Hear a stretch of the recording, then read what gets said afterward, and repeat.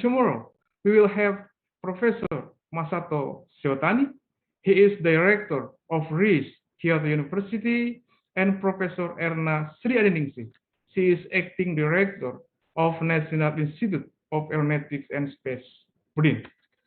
Ladies and gentlemen, this event also invited 13 invited speakers from specific field: biomass conversion, bio-based smart materials, forest and environment, mitigation for climate change, radar and atmospheric science, and socio-economy in sustainable development goals. The invited speakers come from Indonesia, from America, Japan, Germany, Philippines, and Malaysia. This event will also have 59 oral presenters and 310 registered participants from Indonesia, Japan, South Korea, India, and Bangladesh.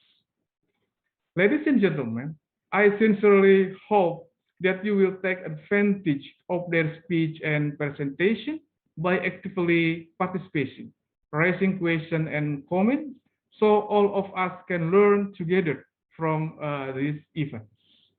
Lastly, I hope you will be able to experience a joyful and interactive event.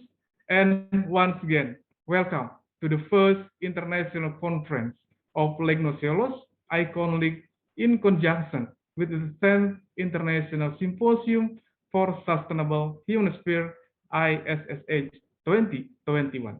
Thank you. Terima kasih. Wassalamualaikum warahmatullahi wabarakatuh.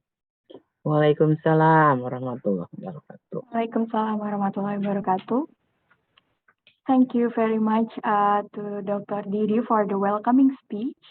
Next, we will hear the opening remarks by Dr. Akbar Hanif Dawam as the head of Research Center for Biomaterials, BRIN.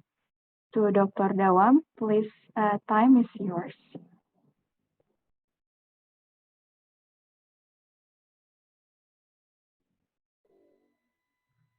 Thank you, Ms. Penny. The Honorable Acting Deputy of Research and Innovation Utilization of BRIN, Dr. Megho Pinandito, the Honorable Senior Advisor to the Minister of Tourism and Creative Economy, Republic of Indonesia, in Division of Sustainable Development and Conservation, Bapak Dr. Franciscus Saverius Teguh, the Honorable Acting Director of National Institute of Life Science of BRIN, Bapak Iman Hidayat, PhD, the Honorable Acting Director of National Institute of Aeronautics and Space of BRIN,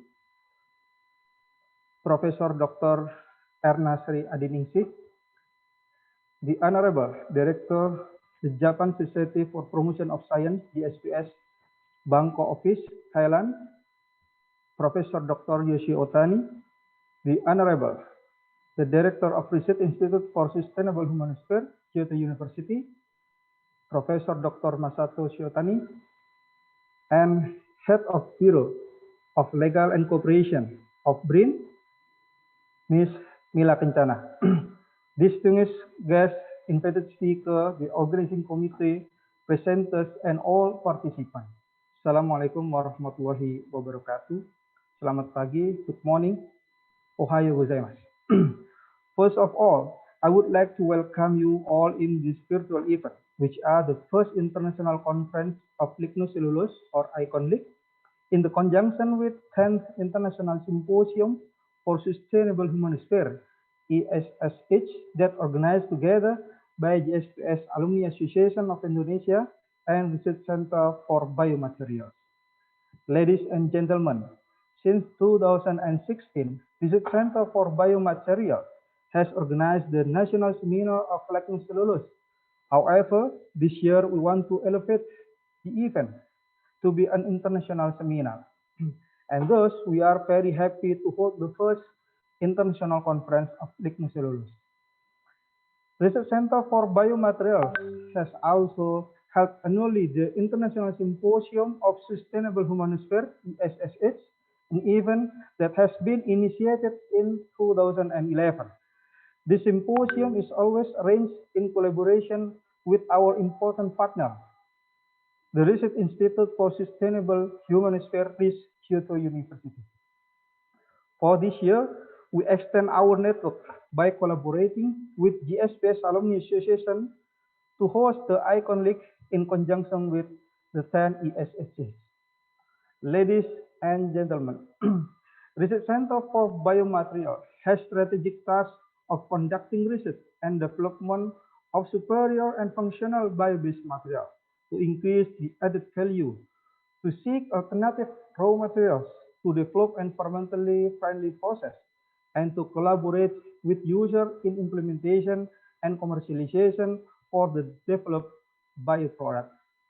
Since January 2017, Research Center of Biomaterials has been officially registered as Center of Excellence in Science and Technology on Lignocellulose in Indonesia. This recognition enables us to take an important role in national priority to overcome strategic issues. Moreover, we are also proud to offer an open facility of the Integrated Laboratory of Bioproducts, ILAB, an advanced laboratory with the latest equipment and facility, and to welcome vast network and collaboration among scientists worldwide. Ladies and gentlemen, before concluding these remarks, I would like to thank to our distinguished speakers, authors, for their active participation in this event. We hope that we can provide you with an interactive platform to share your important findings that generate important contribution towards Sustainable Development Goals, SDGs, and climate change mitigation. So I would like to thank the JSPS Bangkok Office and JSPS Alumni Association of Indonesia for their great contribution and financial support.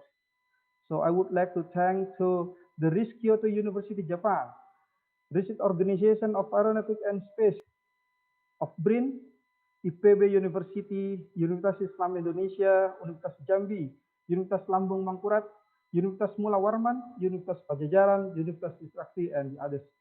Lastly, to our participants, I hope you may take advantage of this valuable opportunity to interact with important speakers, to learn new solutions, to share your idea for more interactive and memorable events. Please have fruitful discussion, stay healthy, and let's keep our spirit to the future collaboration. Thank you.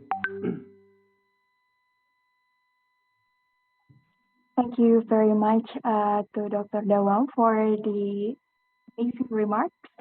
But before we move on, I would like to also give a very warm welcome to Professor Hiroyuki Yano from RISH-Kyoto University, Japan, who just joined with us today. Now, we will hear the opening speech from Professor Yoshio Otani as the Director of JSPS Bangkok Office.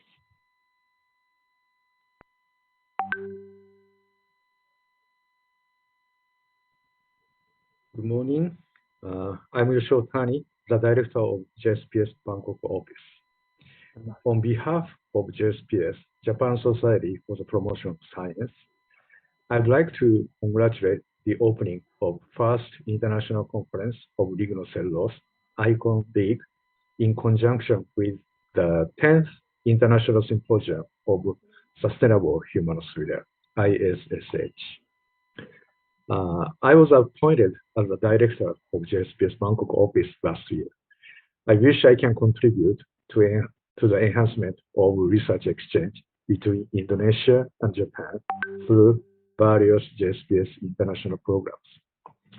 JSPS is Japanese core funding agency, and we place high value on both researcher autonomy and research diversity. JSPS supports from basic to applied research across all academic fields, including the humanities, social sciences, and natural sciences. In 2019, over 2,800 overseas researchers were invited to Japan, and more than 4,000 Japanese researchers were sent abroad through our programs. JSPS Bangkok office was established in 1989 to develop academic networks between ASEAN countries and Japan. Our main roles are to support the research exchange between ASEAN countries and Japan and to collect the relevant information. Our main activities are disseminate information on JSPS fellowship and research support programs, support JSPS alumni associations, collect information on science in ASEAN, support young researchers to join JSPS programs, support research exchange of Japanese universities and institutes, and collaborate various organizations to promote research exchanges. As a part of our supporting activities for JSPS alumni associations, I am really happy to support the publication fee of proceedings of this conference. I really respect the effort of JAI members to organize this conference. I hope many of attendants of this conference will apply to our JSPS international programs and promote further research collaborations in the future. Thank you for your attention.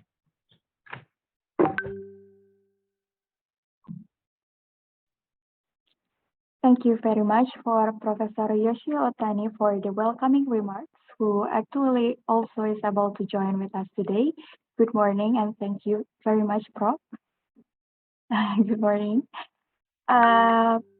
Okay, so now we are going to have the opening remarks from Dr. Iman Hidayat as Acting Director of National Institute of Life Sciences, BRIN, who will also officially open our event of Icon-Lig and ISSH 2021. To Dr. Iman, please, time is yours. Thank you very much. Good morning, ladies and gentlemen. All honorary guests and distinguished participants. On behalf of Chairman of National Research and Innovation Agency, Republic of Indonesia, I would like to deliver some message from him. He also apologized for not being able to attend to this important meeting because there is urgent meeting with officially government. So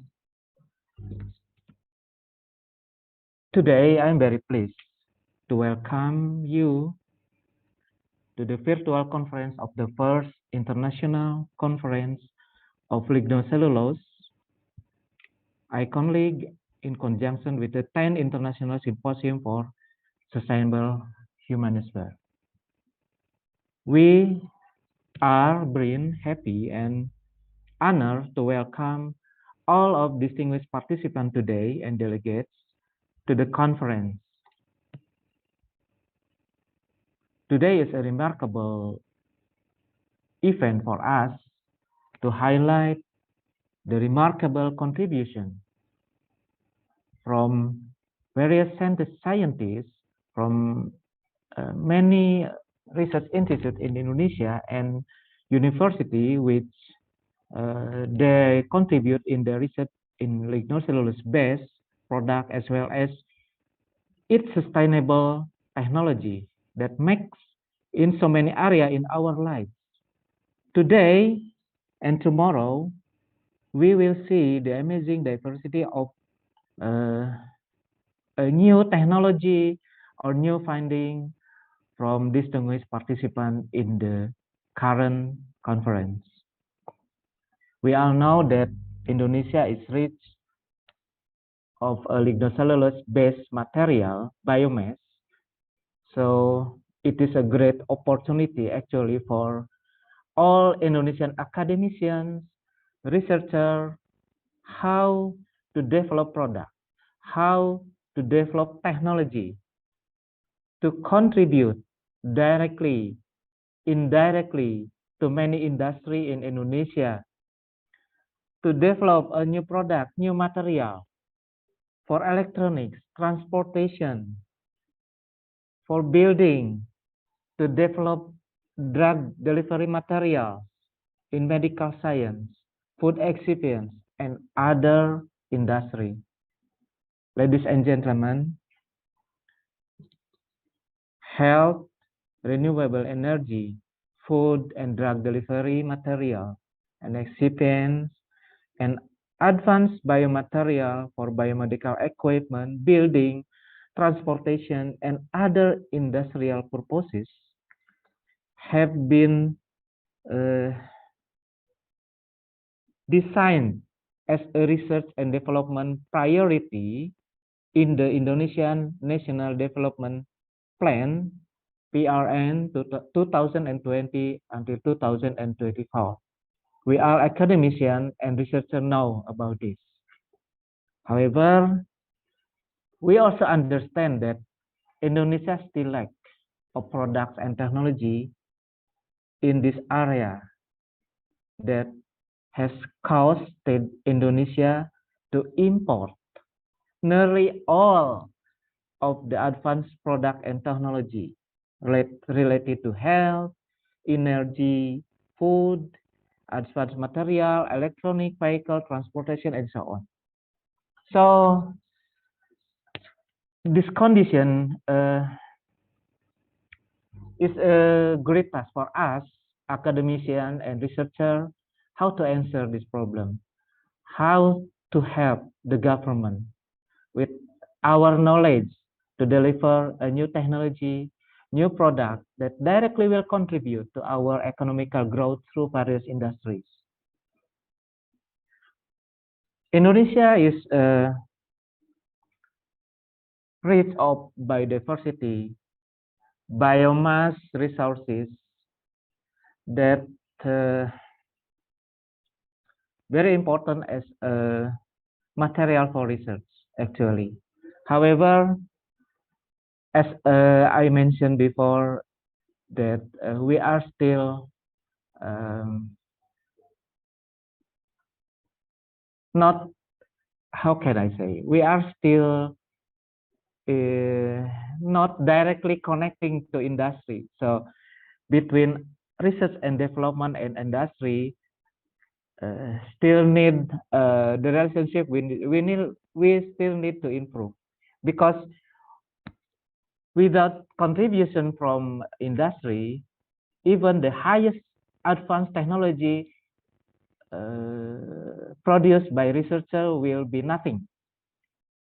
So of course, this is the responsibility of BRIN, of National Research and Innovation Institute, to create the system how researcher can deliver their product to industry and how the industry can accept the product from researcher. It is not an easy task, actually. We all know many years Indonesian try many formulates how to connecting researcher and industry. Now in Indonesia, we make how can I say, brave decision to integrate almost all research institute in Indonesia become one national research agency. It is also will be an important year for us in 1 or 2 years for us to adapt to a new transition in the research management system in Indonesia. BRIN, of course, in the current transition will try to provide the system to make all researchers in Indonesia to adapt quickly to the current new system, so their activity in research and their productivity will not be disrupted by the transition process. In the new system, BRIN will provide advanced infrastructure for all researchers in Indonesia to make sure that all researchers in Indonesia can compete with other colleges from from developed country, from Japan, United States, European country, so that their product and innovation will be more competitive and can meet the requirement of industry. We hope that with the new infrastructure and new system that will be developed,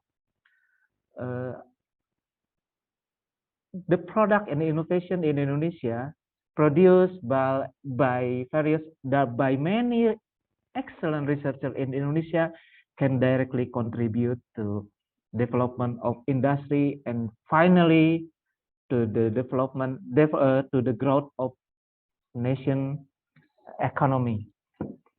Ladies and gentlemen, to organize international conference is not an easy task. Sorry. So to that end, I would like to thank especially to Dr. Didi Tarmadi and his team for their great and excellent efforts to prepare today's conference.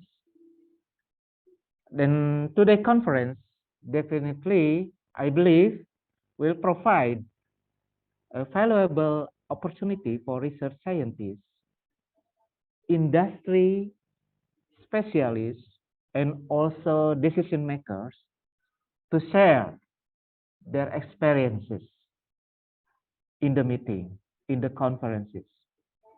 I am also grateful to many experts today who have come to share their knowledge in the next 2 days, today and tomorrow. And I also welcome to many representatives of government, industry associations, as well as possibly NGO researchers who have joined in the current conference. I'm sure that all of you will have fruitful and rewarding exchanges in the next few days. I wish all of you will have a success conference, and I look forward to learning about the outcome from this conference. Finally, I hereby declare that the first international conference of lignocellulose, Icon-Lig, in conjunction with the 10th International Symposium for Sustainable Humanosphere, officially open. Thank you very much. Good morning, everyone. Thank you very much to Dr. Iman Hidayat for the precious message in his welcoming remarks and also for opening today's event.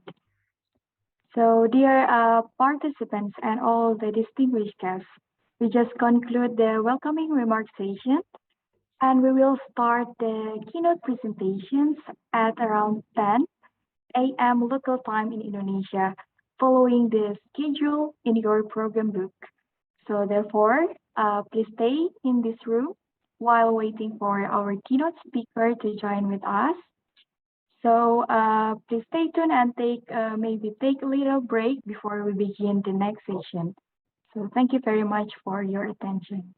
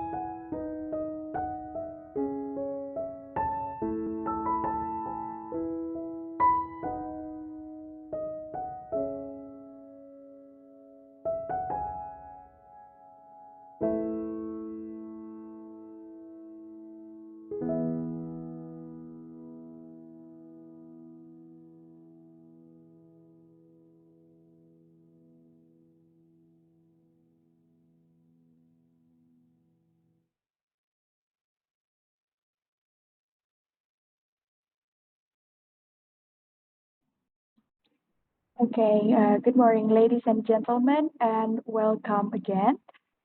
Now, we are going to hear two presentations from our keynote speakers. But before that, I would like to give a very warm welcome to our keynote speaker, I think who have already joined with us today, to Dr. Mego Pinandito as Acting Deputy of Research and Innovation Utilization, National Research and Innovation Agency, BRIN, Republic of Indonesia. So for the first presentation will be delivered by Dr. Mego Pinandito. So to Dr. Mego Pinandito, please, time is yours.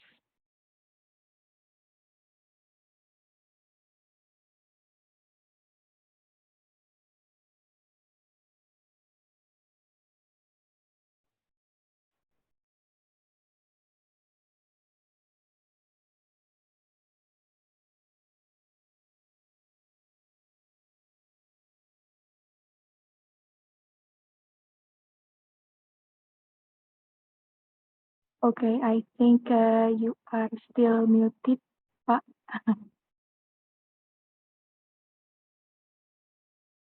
To Dr. Mego Pinandito, please, time is yours, Pak, if you are ready. Thank you very much.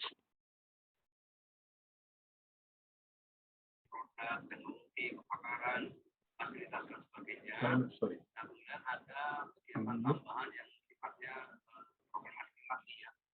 Yes, now I can hear you very well. It's okay now? Yes, now it's okay. We can hear you very well now. Yes. Thank you very much for inviting me.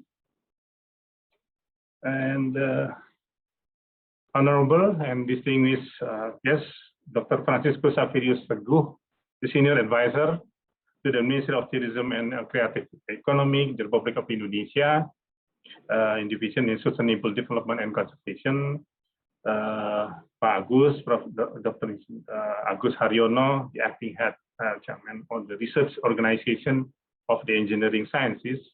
Before he always with the LIPI, Dr. Iman Hidayat, the Acting Head of Research Organization of the Life Sciences, Professor Yosio Otani, the JSPS Bangkok Office, Dr. Didi Tarmandi, the Chairman of the conference, the PRIN, and honorable invited speakers, moderators, distinguished participants, ladies and gentlemen.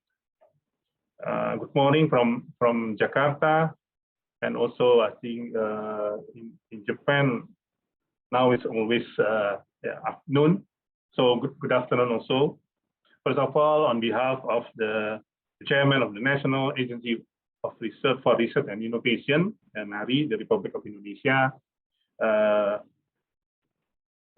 would like to express my gratitude to the head of the conference and all of the invited to invite me to deliver the opening remarks and later presenting the keynote speech in the very prestigious event of the first international conference or Lignocellulose, Icon-Lig, and also in conjunction with the 10th International Symposium for Sustainable Humanosphere, ISSH.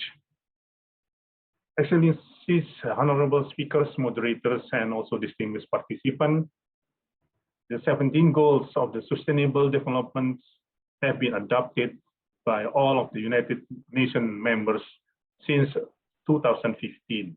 Not only provided the shared blueprint for peace and prosperity for the people and planet, but the agenda also identified that the global act to end poverty, to tackle the climate change, and preserve our biosphere shall be performed together with the strategies to improve health and education, to reduce inequality, and to stimulate the economic growth.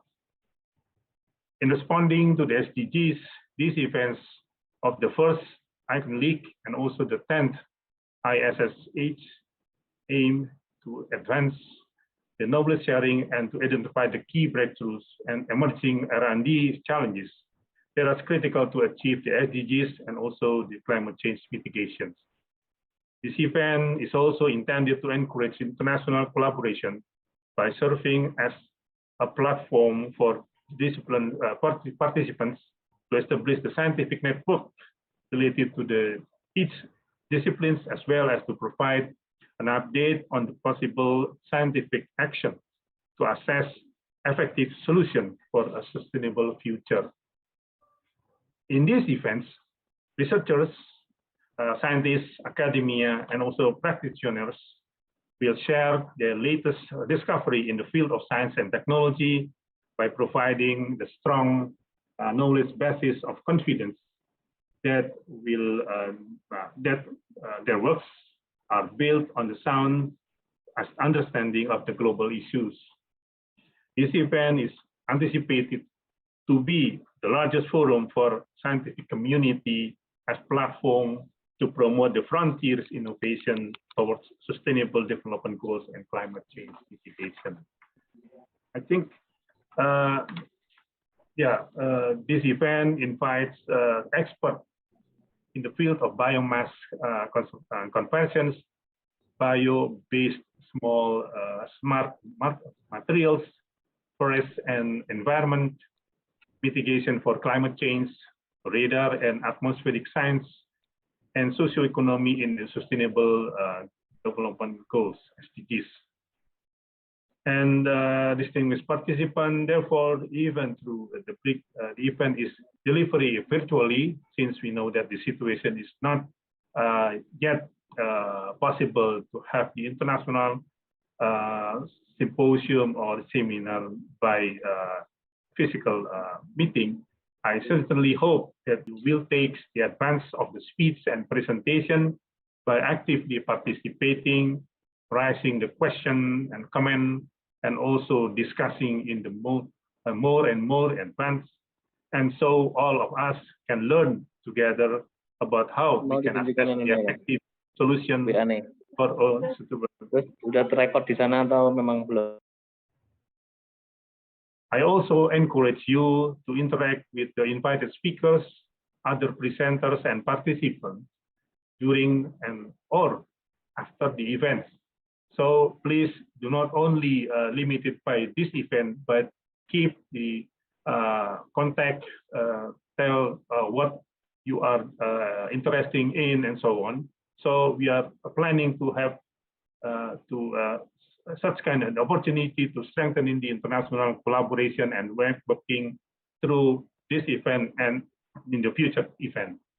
This event is designated not only to update your with the latest scientific development, but in your field, but also to serve as a platform to establish a new partnership for collaboration in research. Through collaboration partnership, I believe we will achieve the major improvement and give a powerful impact, not only for Indonesia, Indonesian region, Indonesian society, but of course with almost all of the global society. I think that is all of my remarks. And distinguished participants, to conclude my remarks, I wish you all of this with very successfully productive and fruitful conference. Thank you very much. Assalamualaikum warahmatullahi wabarakatuh. Waalaikumsalam warahmatullahi wabarakatuh. Thank you very much to Dr. Mego Pinandito. And please kindly stay up for the photo session right now. But before we move on, I would like to also give a very warm welcome to Dr. Franciscus Savarius Teguh from the Ministry of Tourism and Creative Economy, Republic of Indonesia, who has already just joined with us today. Okay, so dear participants and everyone, I would like to invite all of you to join the photo session right now. And so please kindly turn on your camera to take the pictures together. So with the help of our team, I think today we have Dr. Maya to help with us if you are ready. Yes, ready, Miss Penny. Okay, thank you very much. Now I can see that we have more than 200, so we have 9 pages. So let me count maybe for the first page. So everyone please stay tuned with your smile because we have a lot of pages right now. So for the first page, 3, 2, 1. Okay, next. Okay, the next one for the second page, let me count 3, 2, 1. Wait a minute. Okay. Okay, next. Okay, next page for the third page, 3, 2, 1. Okay, next. Okay, next for the fourth page, 3, 2, and 1.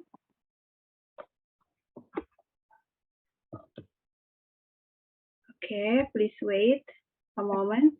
Okay, next. Okay, next one is the fifth page, 3, 2, and 1. Okay, next for the sixth page. For the sixth page, 3, 2, and 1. Okay, please wait a moment.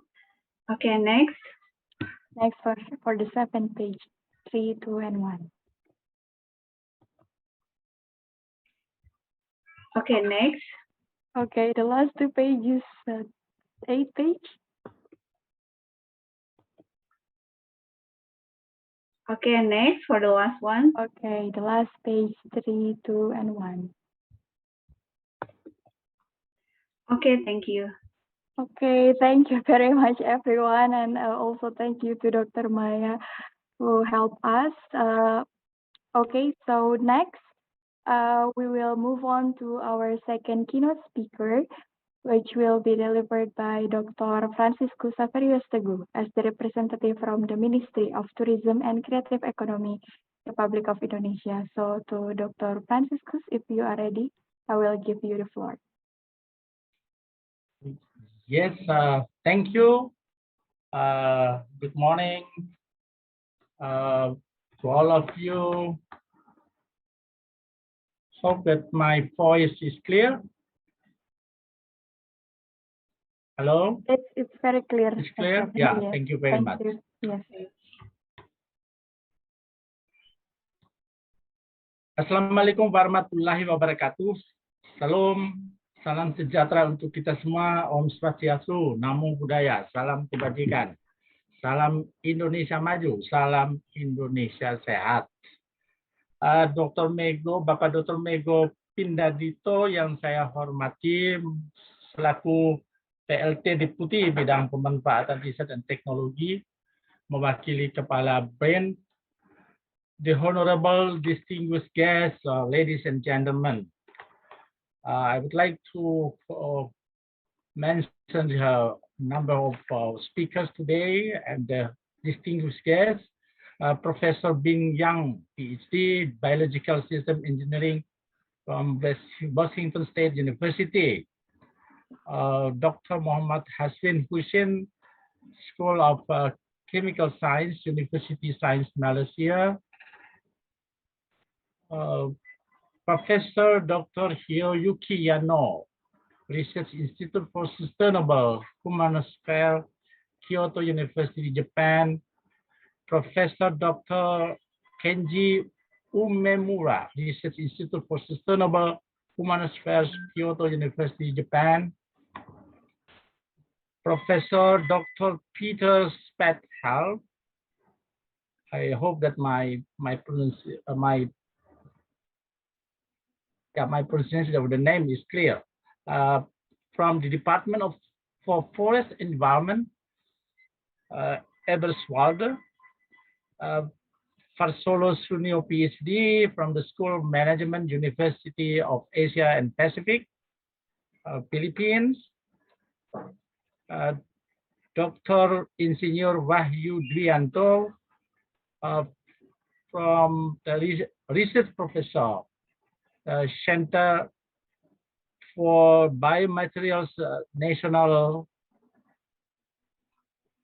Research and Innovation Agency, Mr. Kentaro Takahashi, Institute for Global Environmental Strategies, Japan, Dr. Koirul Himis Tiawan, Research Professor, Research Center for Biomaterial National Research and Innovation Agency, Dr. Ratu Damayanti from the Forestry Research Development and Innovation Agency of the Ministry of Environment and Forestry Indonesia, Dr. Kenshi Takahashi, Associate Professor, Research Institute for Sustainable Humanosphere, Kyoto University, Japan, Dr. Keiichi Koda from the Hokkaido University, Dr. Wendy Harjupa, Research Center for Biomaterials National Research and Innovation Agency. Again, good morning to all of you. First of all, allow me to extend the apology and warm regards from the Ministry of Tourism and Creative Economy, since Her Excellencies Mr. Sandiaga Uno is unable to participate in this conference. Praise to the God Almighty that we are able to gather today at the first international conference of Lignocellulose in conjunction with the 10th International Symposium for Sustainable Humanosphere. So may we all in a good health and safety with spiritful in the midst of the COVID-19 pandemic. I appreciate JSPS Alumni Association of Indonesia and Research Center for Biomaterials of Indonesia Institute of Sciences Indonesia for organizing this prestigious conference as an effort to gain innovative and creative ideas, program, and best practice in accelerating the implementation of 17 goals of SDGs and related to the climate change mitigation. I do appreciate the participants in this conference, not only from Indonesia, but also from overseas. JSPS Bangkok Office, Research Center for Biomaterials National Research and Innovation Agency, RISH-Kyoto, University, Japan, Bogor Agriculture University, Universitas Islam Indonesia, Universitas Jambi, Universitas Lambung Mangkurat, Universitas Mulamarwan, Universitas Padjajaran, Universitas Sumatera Utara, Universitas Trisakti, and maybe others that support this conference to encourage wider engagement and action to achieve SDGs and climate change mitigation. Ladies and gentlemen, this current pandemic situation extremely relates to VUCA, to describe or to reflect on the volatility, uncertainty, complexity, and ambiguity of our general condition and situations. The impact of COVID-19 on tourism places further pressures on economics such as loss of income, unemployment, pressures on social, cultural, and heritage conservation, as well as on environment and communities, particularly for workers, industries, and connect to shortage of its value chain implication. The COVID-19 crisis is also a landmark or a critical moment for us to align the efforts of sustaining livelihoods dependent on tourism and creative economy to SDGs and ensuring a more resilient, inclusive, carbon neutral, and resource efficient future. The future of tourism and creative economy will be turned by social and economic, political, environmental, and technological factors, which addressing challenge, threats, and opportunity. So therefore, it is important for us to understand the new trends in tourism and creative economy. In global, there are mega trends shaping the future of tourism, which cover first, sustainable tourism growth, including emission water resources, food production, and well-being. Second, enabling the technologies. We are more using the digitalization, automatization, virtual reality, augmented reality, artificial intelligence, and blockchains. Third, travel mobility, linking with the growth of travelers, pandemic and security now we are facing today, natural disaster and political instability. Fourth, evolving or increasing the visitors' demand. We are now coming to the global middle class, aging populations, more silver or senior citizens, and emerging generation, including centennials, generation alpha, and also millennials. So these trends require the increasing of demand, demanding for health, hygiene, safety, innovation, and digitalization, as well as sustainability. Nonetheless, the change of the new trends in the era of post-pandemic expedite tourism and creative economy to address and embrace the core values of quality and sustainable tourism, scale of human resources to enhance services and standard measurements, experience satisfaction dealing with the economy of experience, product and service diversification to promote a more environmental friendly platform at all levels, and adoption for technology to strengthen the quality of tourism and creative economy. Therefore, currently, the tourism and creative economy recovery programs are undertaken through one, human resources capacity building, recovering reskilling, upskilling, and competency certification. Second, revitalization of tourism destination and creative economy infrastructure, strengthening the destination management and governance, tourism village development, supporting seamless travel and safe destination, enabling facilities and amenities for tourism and creative economy ecosystem.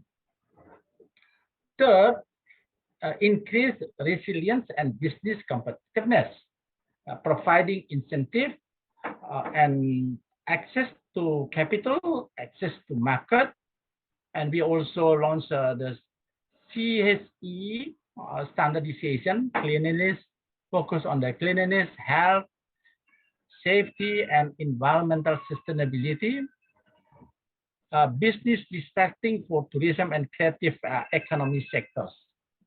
And fourth, product and service innovation, including quality of products, facilitating product and service standards, intellectual property rights protection, digital transformation, and appreciation for the Indonesian creativity. And fifth, market recovery and expansion.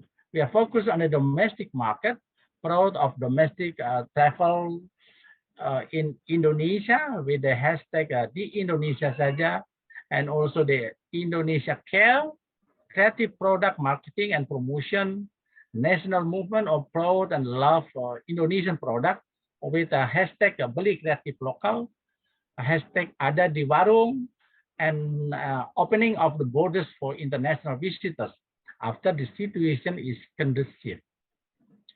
The tourism and creative economy sector emphasizes the application of the inclusive, responsible, competitive values through renewable energy, green, and sustainable industry linkage to highlight with the people, planet, and prosperity, as well as partnership that to be better aligned with the 2030 agenda of SDGs. As a part of our national commitment, a comprehensive response is undertaken for climate change mitigation in the area of reduction carbon dioxide and greenhouse gases, emission and pollution through several measures like the implementation of the ecotourism, village and rural tourism, nature-based tourism, zero-waste management, no plastic campaigns, water management, waste management, implementation of carbon footprint calculator towards natural carbon destination, renewable energy source, as well as electric transportation in the destination, as well as in the creative hub. Hence, the ministers of tourism and creative economy also carry out relevant programs to achieve SDGs and climate change adaptation, covers development of sustainable tourism destination, sustainable tourism observatories, sustainable tourism industries, sustainable marketing and management through implementing quality and sustainable standards and criteria and measurements in tourism and creative economy sectors in the midst of COVID-19 or post-COVID-19 afterwards. Implementation of the sustainable certification, it is also one of our pillars, encouraging green financing and green investment scheme, because it's very important to revival through various finance sources as a green bonds or green sukuk framework, or through corporate social responsibility or CSR, or through bilateral or multilateral partnership with local SMEs.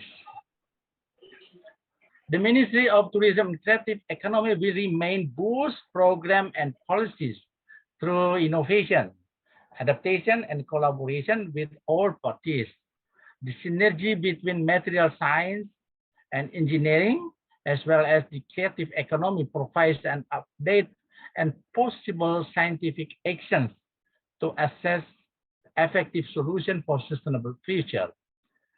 So the Ministry of Tourism and Creative Economy highlight the importance of big data and new information technologies, analysis and assessment of the design policies and process. Honorable distinguished guests, ladies and gentlemen.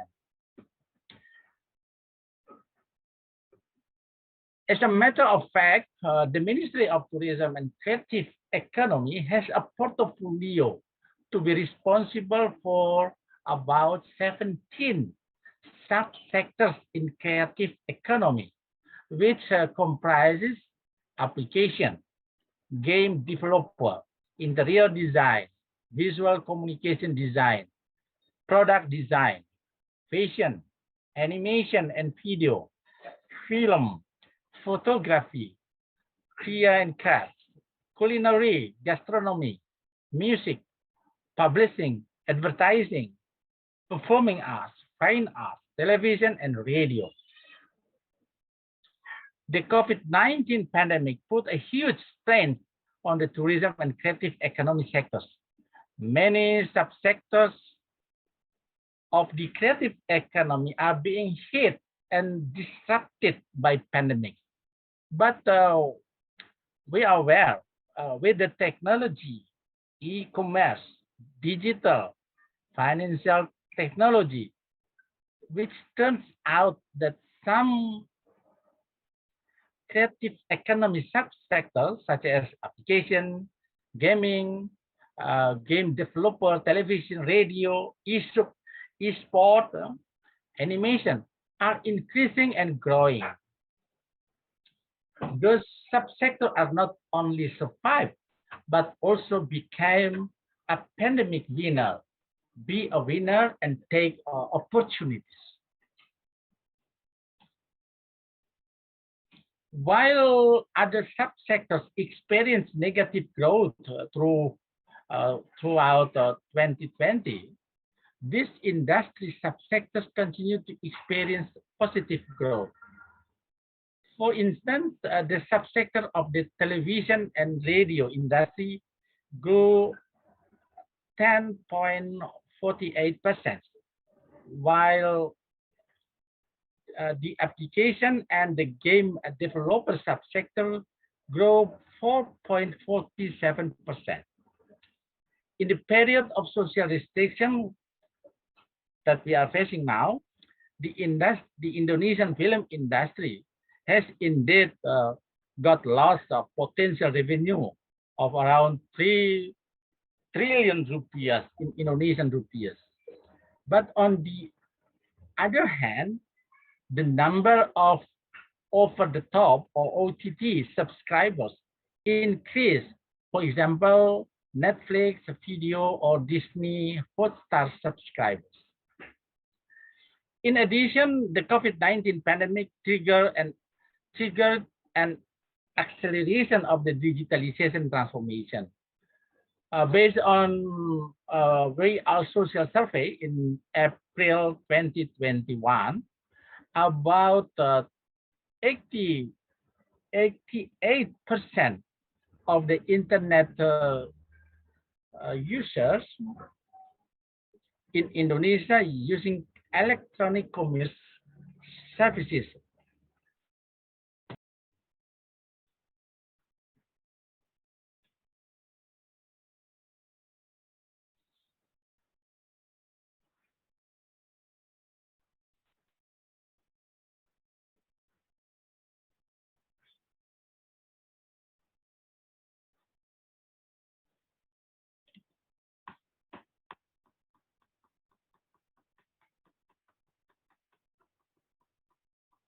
So therefore, the figures confirms that the economic development must be carried out by optimizing the momentum of the creative and digital economy.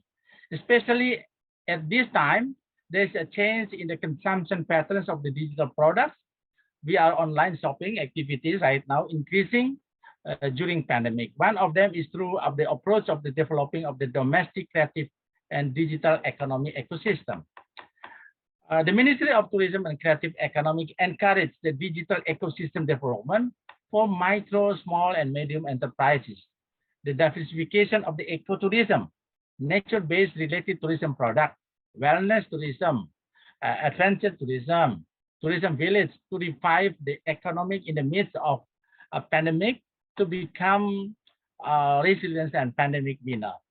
In support of this, the Ministry of Tourism and Creative Economy, in collaboration with cross-sectors and relevant ministers or other institutions, to boost a policy support scheme and concrete stimulus program. Now we are doing that in relation to the capital access or market access, human resources capacity, as well as research and technology.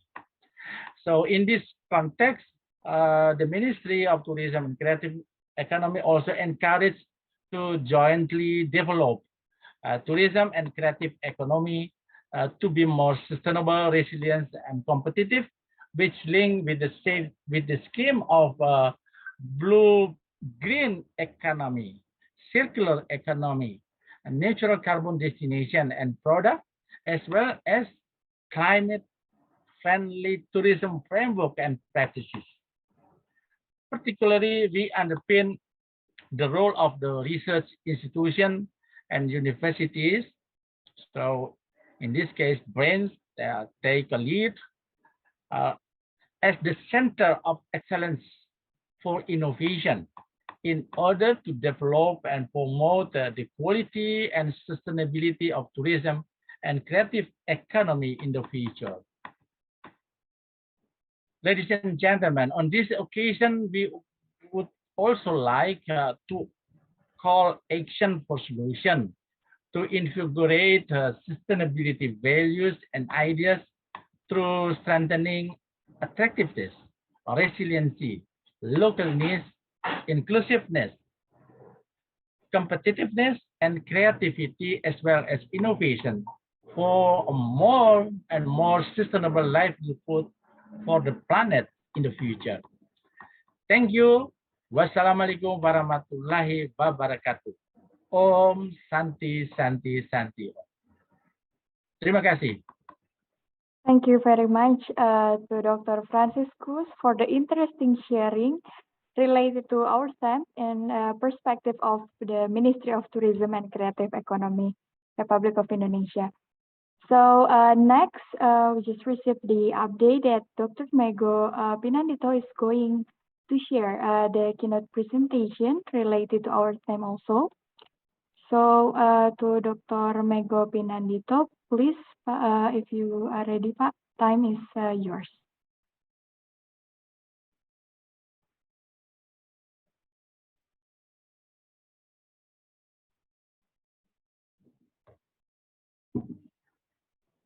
Okay, it's already open, yes. Thank you very much. Yeah, regarding to the what would like to deliver today, I just try to share this little bit.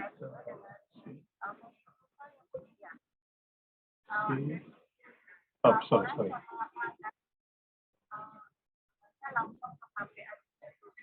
Yes. It's already displayed now. I think it's still waiting for the screen.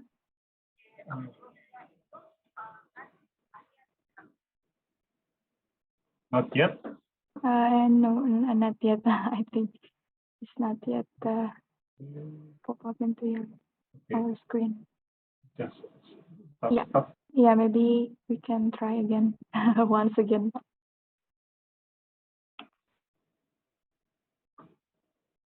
Yes, now we can see. Yeah, it's clear. Okay. Thank you, Pak. Yes. Thank you very much for. Just want to explain about the National Research and Innovation Agency. We call in Indonesia is the BRIN. Regarding to the future research and innovation, that is including the mechanism and also how to deal with all of the activities of research and innovation in Indonesia. First, since the April 28, 2021, this year, we have the special government body directly under the president. It is not a ministry, and also we are not. BRIN is the non-ministerial government institution. So BRIN is already discussed in the cabinet that they are already direct responsible and also ordered by the president. And again, if we look at the Indonesian now, BRIN is trying to integrate all of the resources, including the human resources, infrastructure, and also the national budget. Of course, not only with, we know like LAPAN, LIPI, PPPT, or BATAN in Indonesian language, that is including the National Institute of the Aeronautics of Space, Indonesian Institute of Sciences, Agency for Assessment and the Application of Technology, and also National Nuclear Agency. But of course, it is including the about 44 government research institutions across the ministry and institute. So regarding to this one, it means that in BRIN, we are covering almost all of the field of the research and innovation. And it will be implementing as soon as possible. We try to start after the day after the inauguration of the head of the chairman of the BRIN. But like August and 2 days, we are almost running with all research and innovation. So in the case of this, the mandate of the BRIN drastically try to encourage and also to coordinate all of the all of the resources so that we can updating and we can also the increase of the critical mass of research and research resources in Indonesia. And along this the aim, of course, we are trying also to attract young talents on research to join and to contribute any research activity in Indonesia. It means almost the master and the doctor degrees would be better, and also try to get more and more in talent. And again, we cannot doing it together only with Indonesia, but of course, we try to support, to get supported, and to gain, to deliver the global engagement and collaboration in spite of the speed up of the technology, knowledge, and skill transfer to the research collaboration. And know that the target means we can try to, one is to how to make the collaboration in the global standard research ecosystem, that is including the academia, industry, also the community and government, and also in focus on the only three, but it is not a small tree, but a very big tree, the digital economy, the green economy, and the blue economy.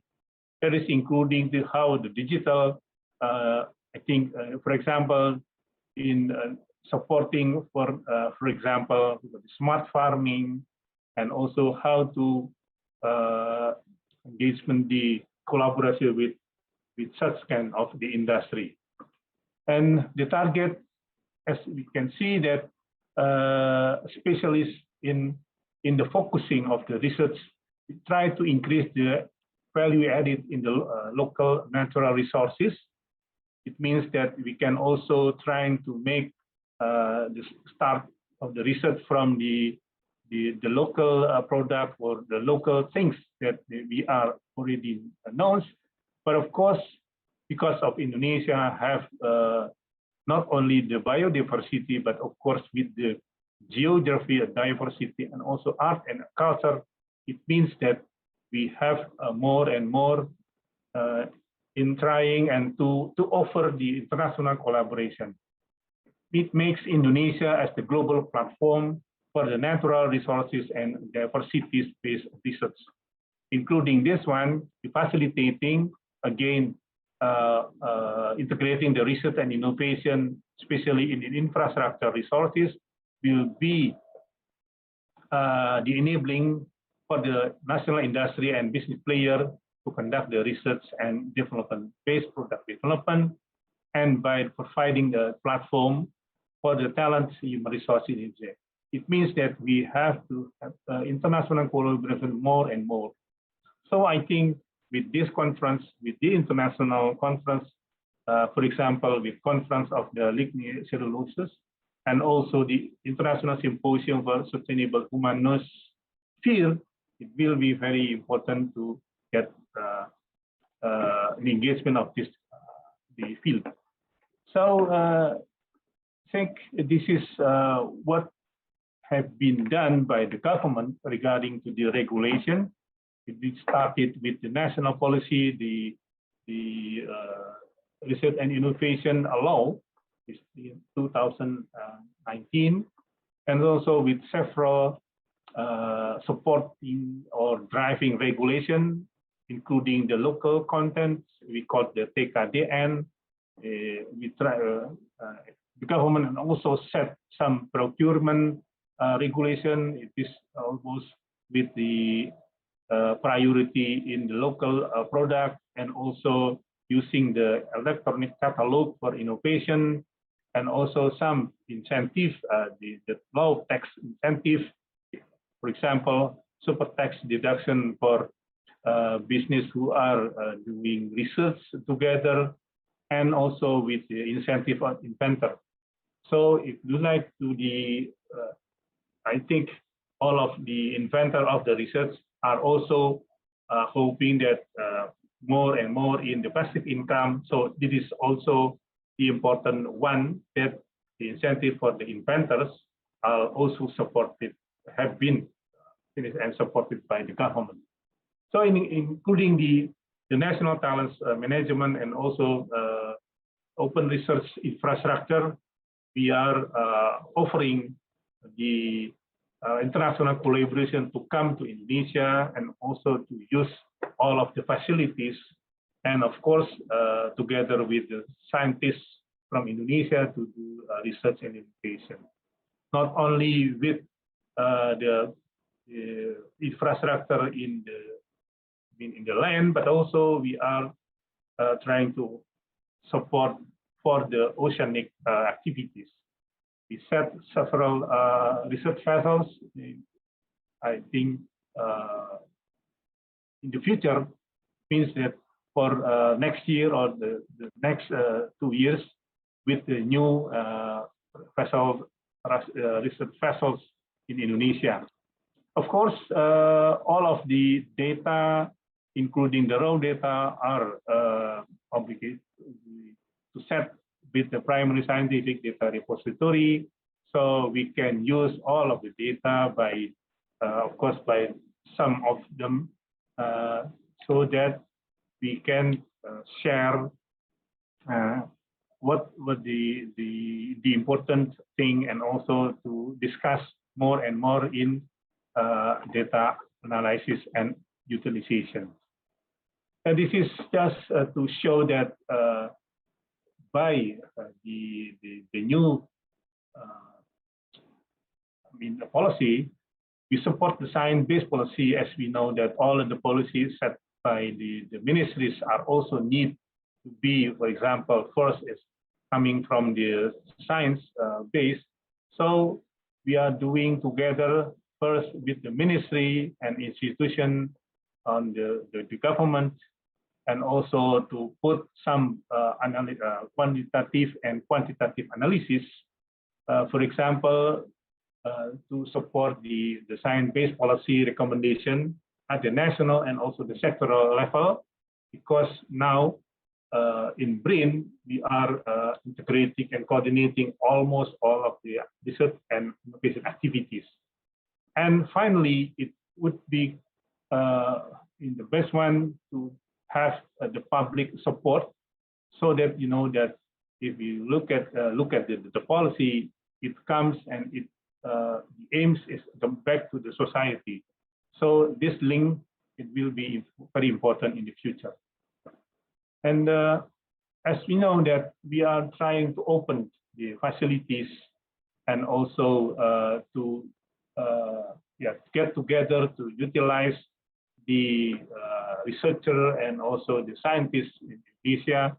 There is also the open program to use this kind of the BRIN belongs, for example, in the infrastructure, in the talents, and also using some budget coming from BRIN. And we know that the academic in the universities and such kind of the functional program in some polytechnics and so on, we are also together with the business players. We use such kind of the infrastructure and academic together to support the industry. It will be the best one. And of course, after that, we try to have new startup, even is coming from the BRIN technology and another innovation. But of course, they are also enabling to use their own technology, their own innovation, to use and to together with BRIN to support. And of course, again, global network is the key point that we cannot develop. We need, for example, as today international conference and also symposium, get together with the global network, get together in the international collaboration to share the innovation, to share the publication, so we can update our states, our position in global. So we know that it is very important to know what kind of the activities and what kind of the thing that we look is. Again, if you look at the today activities today regarding to the Lignocellulose, we know that several are also coming from the forest, coming from the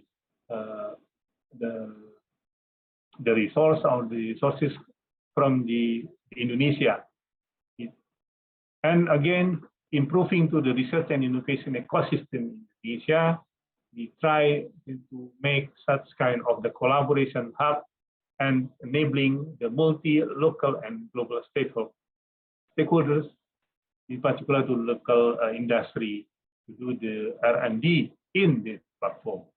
So if you look at this one, I think using the open platform with including the human resources, the infrastructure, and network may get more and more in the doing the scientifically well proven and also comply with regulation. So finally, we will have such kind of creative economy. Here, regarding to the global collaboration, again, this is not only the academic sides. The global collaboration are including what for example, the topics coming from, and also who will get together with our researchers, because BRIN has already set some program. For example, in the capacity building, we will recruit more and more at the PhD degrees, and also we setting the PhD by research program so that they not need to get such lecture in the university, but of course by international collaboration, we have also with Japan, for example, we have Rompaku program or Sandwich program. Even there is also some established engagement with the several universities in the world to support this program. And also for the postdoctoral, it is also enabled to set somebody who will get this postdoctoral program into print. And the other things is regarding to the mobility program.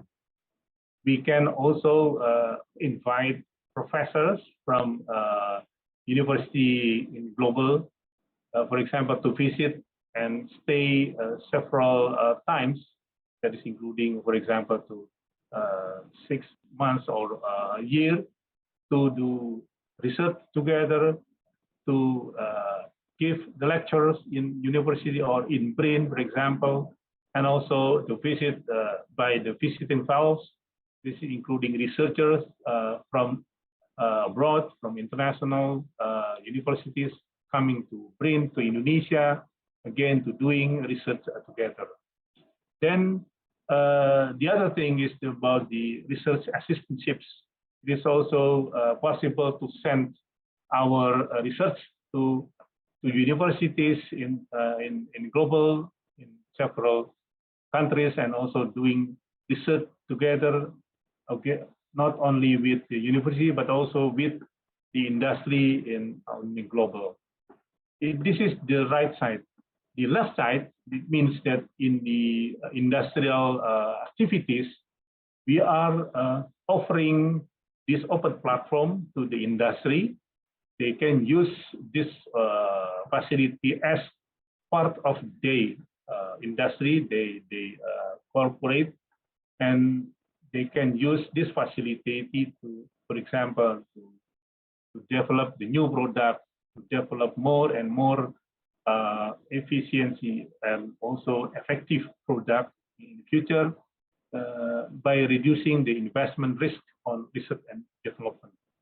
Because we think that if you asking the industry to doing research by, for example, to develop infrastructure for the research, and also with the other things, it is again will make some cost, and to the risk of the investment will be bigger and bigger. So in the case of the industrial supporting from BRIN, we try to, again, to support them by developing the new business models, increasing the economic scale, and also transforming what have been done in the research activity into the new business. And if we know that, okay, just skip print and propose and the team for the, we are trying to have to host the G20 2022. And of course, it is not only that year, but of course, you know that doing research should be continuous sustainable activities. So we are setting the digital green economy research and innovation, setting already with the biodiversity research and its value-added development, and also coping with the COVID-19 pandemic's development using the research and innovation on the medical and also the public health. Fourth is about the space technology. We are also look at the space technology is the what we call that, one of the highest technology that's coming from several technology, materials, energy, and also with the telecommunication system and some rather in, and also with the scientific collaboration research engagement, ring with the human resource development and the technology for disaster management and also mitigation. So in the case of this one, again, we are trying to get more and more in collaboration, first with the research and innovation working group meeting, and with the second meeting, and also we have planning to have the ministerial meeting on research and innovation, of course, with several countries that is already in. Tabung ka saja sekarang sudah 160. And also with the Research Innovation Expo, is back-to-back to ministerial meeting on research and innovation. And of course, finally with the G20 meeting, and of course with the G20 Space Economic Leader meeting. This is also coordinated by the BRIN and the Institute of Aeronautics and Space.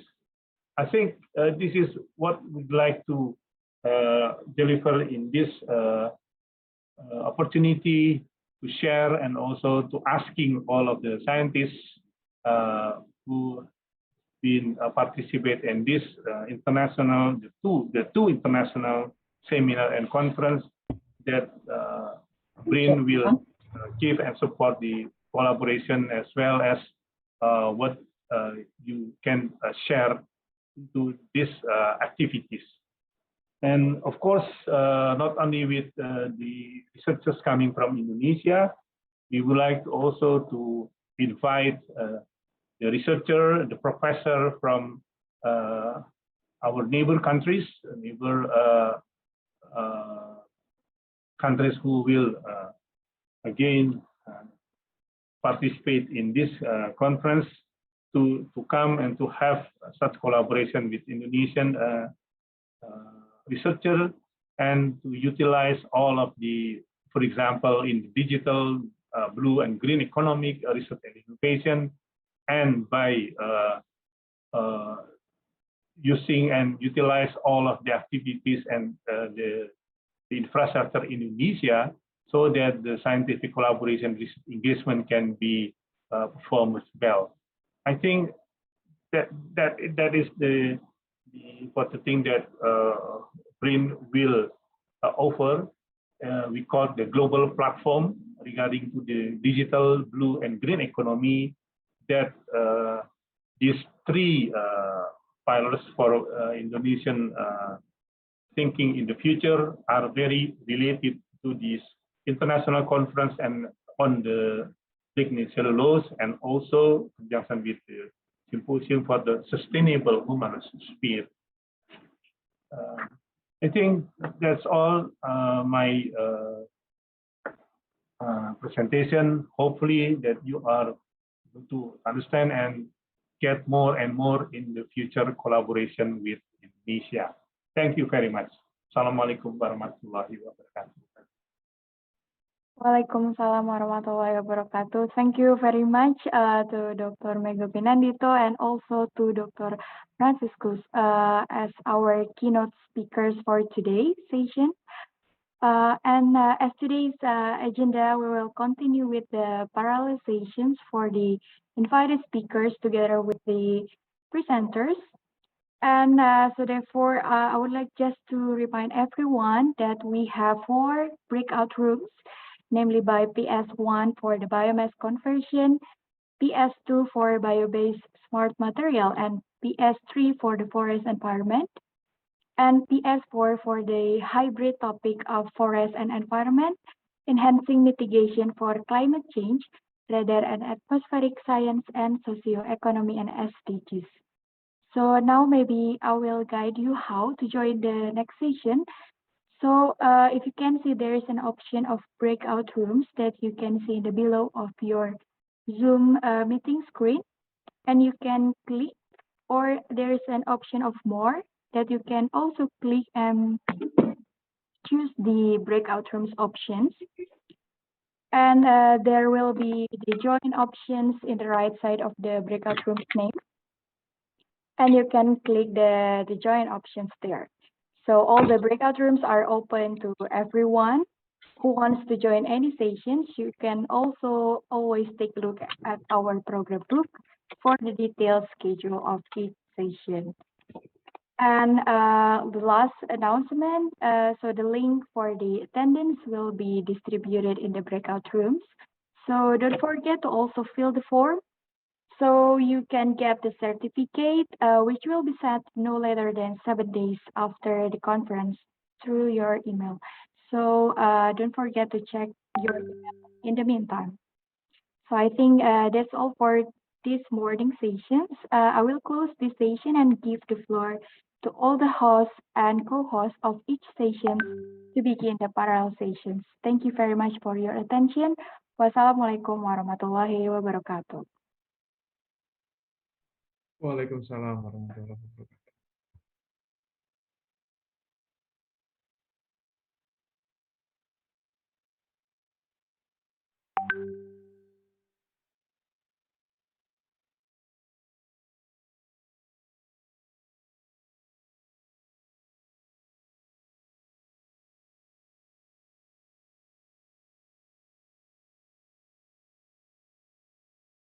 Recording in progress.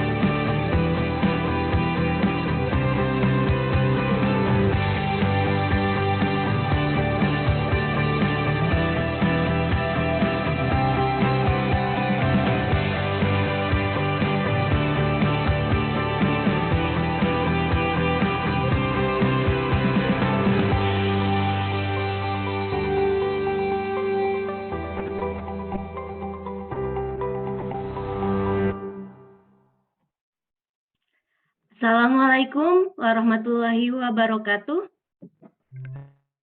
Good morning, everyone. My name is Dwi Ejas Pranasari, your moderator for today. And with a great pleasure, I welcome you to Parallel Session 1 that focuses on Biomass Conversion 1. Before we start the session, I would like to remind you that we would love to deliver an attractive session between you and the speakers. Therefore, for the presenter, we invite you to turn your camera on once we start introducing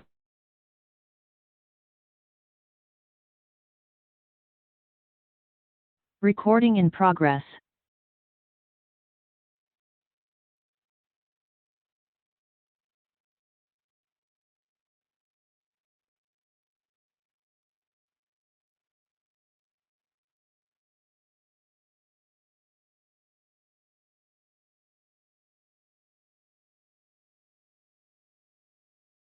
Sorry. Recording in progress.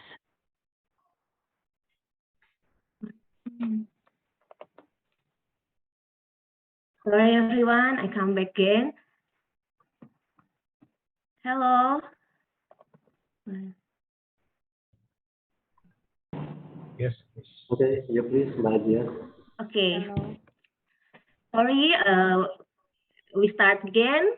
Before we start the session, I would like to remind you that we would love to deliver an interactive session between you and the speakers. Therefore, for the presenter, we invite you to turn your camera on once we start introducing you, playing your video presentation, and beginning the Q&A session. For the participants, we also welcome you to do so. However, if you are shy to turn your camera on, you might use the raise hand button on your screen to deliver your question, as we'll turn off the chat room once we start the Q&A session. For the best audio quality, we recommend you to use any listening devices, and since this is an online forum, you surely might enjoy the session together with your colleagues at work or family at home. This conference can also access through our official YouTube channel, so you also may stream it live from your phone, PC, tablet, and laptop. For the YouTube channel, this breakout room will be shared in the chat box. Okay, we now, due to the invite speaker not attended not attended until now. Now I start our session by listening the pre-recorded video of our distinguished speaker, Professor Biniang. He is a professor in the Department of Biological System Engineering and the Bioproduct Sciences and Engineering Laboratory at Washington State University, Trisakti. He held the Fulbright Chair in Energy and Sustainable Use of Natural Resources. He is a recipient of the DARPA Young Faculty Award of 2011. His major research interests include understanding fundamental mechanisms of bioprocessing technology for the advanced biofuels, advancing cutting-edge technology, and facilitating the commercialization process, as well as improving our knowledge of emerging technology to meet near and long-term needs worldwide. His current research focuses on pretreatment, enzymatic hydrolysis, and conversion technology that accelerate commercial application of biomass processing to cellulosic and lignin fuels and bio-based products. He has authored more than 120 peer-reviewed papers and more book chapters and has 5 patents. He also serves as advisory editor board member for leading biorefinery journal. Okay, the title of his presentation is Lignin Jet Fuel Hydrocarbon. IT team, please play the video of our invited speaker one, Professor Biniang. Thank you. Hello. First of all, I want to thank conference committee's invitation for the opportunity to share my research on lignin jet fuel with OO. And I'm a professor in the Department of Biological System Engineering.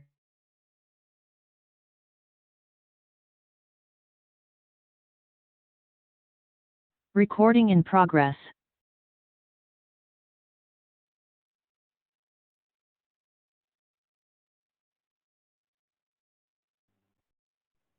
Halo Bu Penny, MC, boleh bertanya?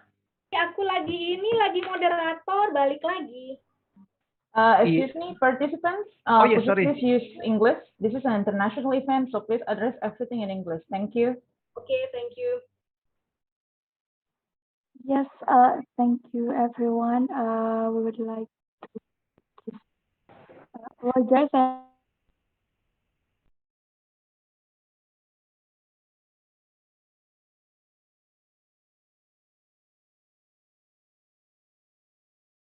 Recording in progress.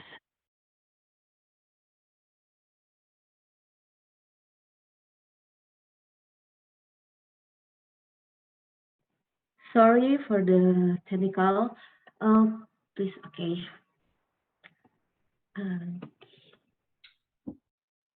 Hello.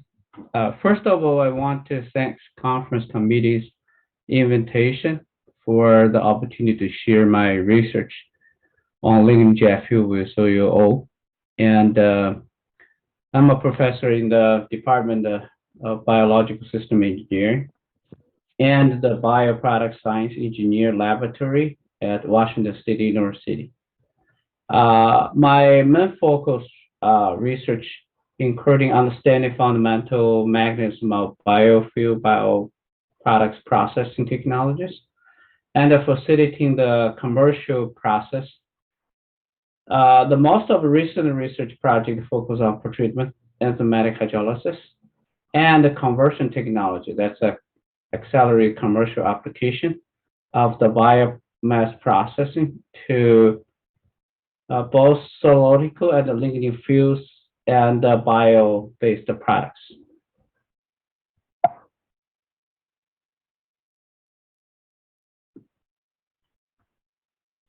Well, I don't know.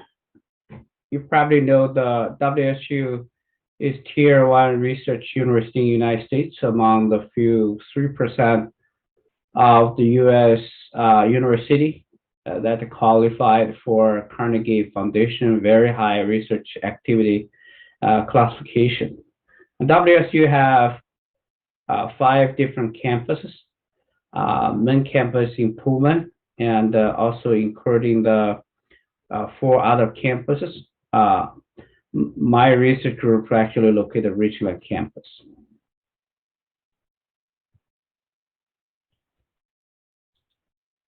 So Washington State, also famous by Cougars football program, is intercollegiate American football team for Washington State University. Our team was first fielded in 1894, so we have periodic separation seasonally every year.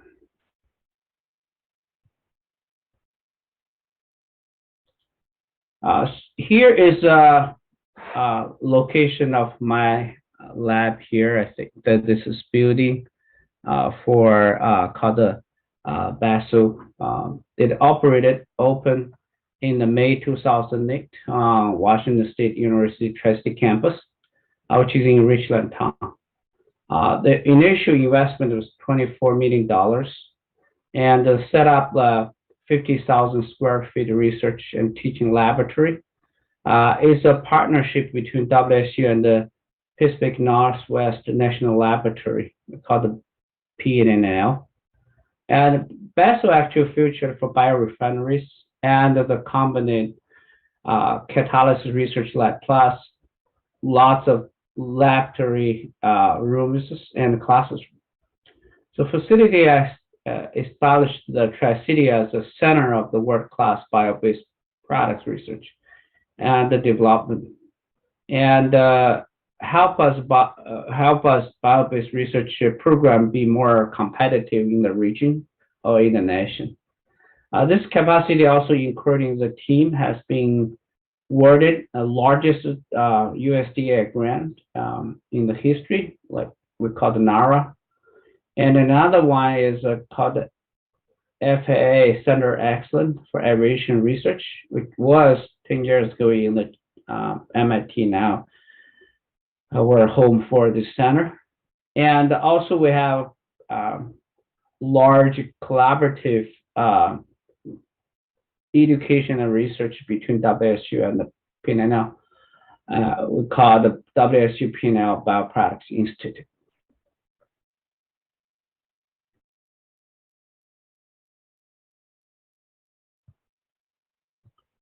So this is actually my team, which is related to whatever the research right now we're going to present it today. And you see that we have a pretty good cellulosic ethanol laboratory, and we hosted many state-of-art equipment, and we have a wet chemistry lab as well. For WSIT, we have a 25,000 square feet high bay facility for integration scale-up process step for the bioproducts manufacturing. So why we need a sustainable aviation fuel? So actually, first, the aviation industry contributed actually almost 2% total carbon emissions across all industry sector in the United States. Air transportation increased rapidly because globalization of the trade and travel. Aviation has no credible near-term fuel alternative in ethanol or electric power due to the energy density issues. And aviation fuel can be used fuel cell at some point to produce electricity locally in the dispersed applications. And actually, another effort is going to be aviation industry have voluntary goals to decrease the carbon emission, even increase the travel capacities. So the aviation industry itself review sustainable aviation fuel as being critical for their future. That's why they have strong marketing for this research.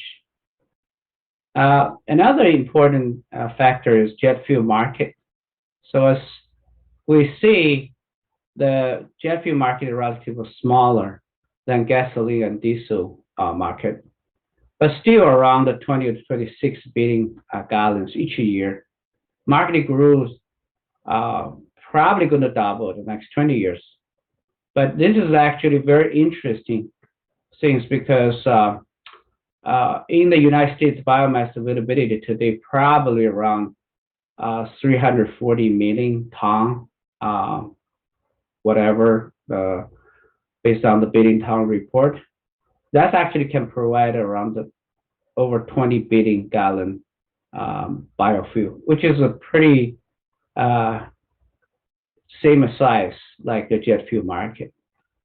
As a biomass availability expect to increase, so too does size of jet fuel market. Unlike a car and a commercial, jet fuel fleet currently cannot be fully electrified or with battery technology. So sustainable aviation will be continued important for 24th centuries or even further.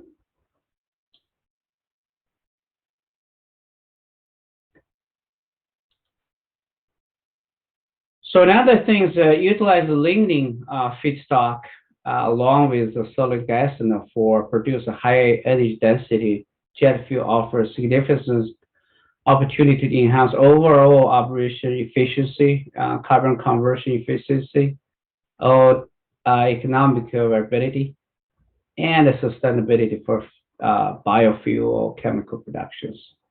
Let's see.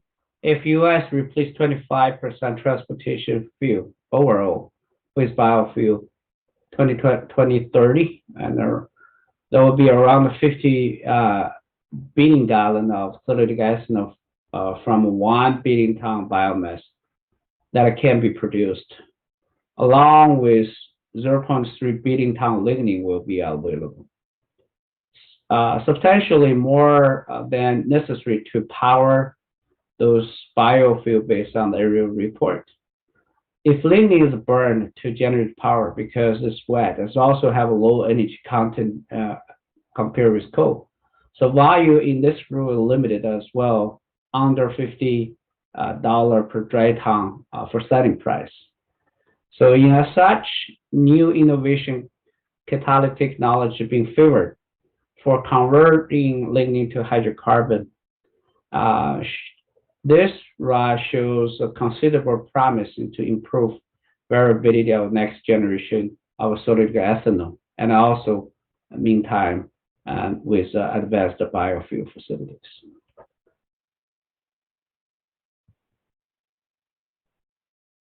So why lignin? So if you take a lignin matrix, is bonded together with a variety of carbon-carbon bonds and cis linkage, unlike the most nature polymers, which is consisted of single intermonomeric bonds. Lignin polymer network consistent with uracil, serocil, and hydroxyzolfunctional units. So this one bring, this is mono, but they also forming the dimer compounds like that.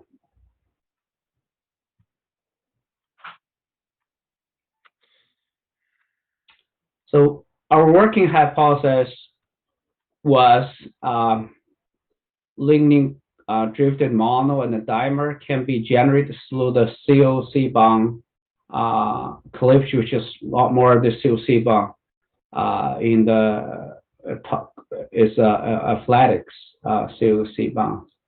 And that could be implemented for the rational selected, in fact, the catalyst system for hydrogenation and hydrodeoxynation process to targeting C7 to C18 circulating hydrocarbons. So deployed lignin to lower molecule weight fragments and develop catalysts with a high selective COC bond cleavage will lead to high level hydrogenation result, and that could be yield higher products for the circulating hydrocarbons.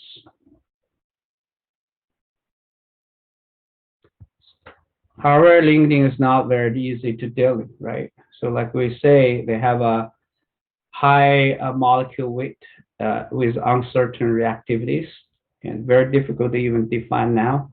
So low oxidative and thermostability processed lignin. Most of the technique lignin is not for produced lignin, even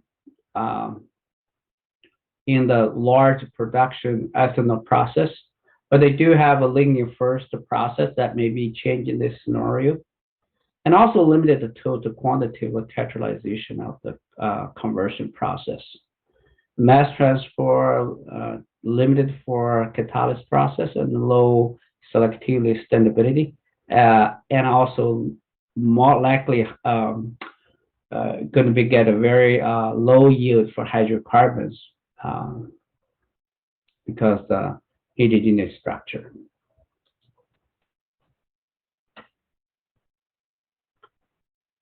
So this is actually the scheme for generating hydrocarbons from our patent WSU called the WSU processes. So in this process, reactive lignin is deatomized into the mono and dimer through the cleavage COC bonds, and bond without disrupted with CC bond. And then the range of the hydrocarbon C6, C18, and primarily will contain the C12, C18 because that's a dimer structure, circular hydrocarbons that can generate it through the HDO process using the ruthenium-based catalyst system. So what is we call the jet fuel, lignin jet fuel. So lignin jet fuel many contains paraffinic hydrocarbon species. They can also classify into several classes, including N-paraffins, S-paraffins. Most of them stay in the mono, di, and the tricircle paraffins. So this contains a carbon number roughly range between 7 to 20. So our early result shows that the jet fuel contain sugar structure hydrocarbons shows favorable for reducing emissions and it can meet job in requirements. The factors of this molecule shows cell 10 volume swollen compatible with aromatics, opens the door to develop aromatic-free jet fuel with very low emission and a high performance result.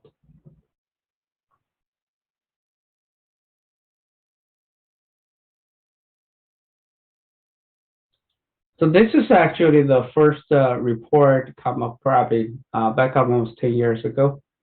So we're shows the first feasibility study to prove actually we can use ruthenium aluminum oxide based with acid literally to simultaneously defluorize lignin and also the oxygenase hydrogenated to the C7, C18 hydrocarbon structures. And this is actually the HDO reaction, which could not only have a synergetic effect, the oxygen removed for lignin degradation intermediates, but also could coupling the mono into dimer through the alkylization and the dimerization reaction to produce a wide variety of the alkyl cyclohexene species that are commonly found in the jet fuel blending stocks.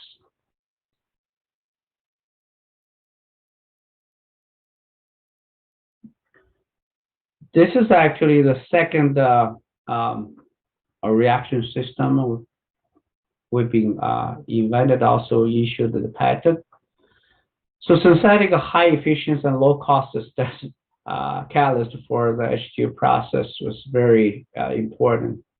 So we try to use inexpensive transition metals, including iron, nickel, copper, and zinc, and co-loaded with ruthenium on the HY type bazilli to forming the biometallic bifunction catalyst.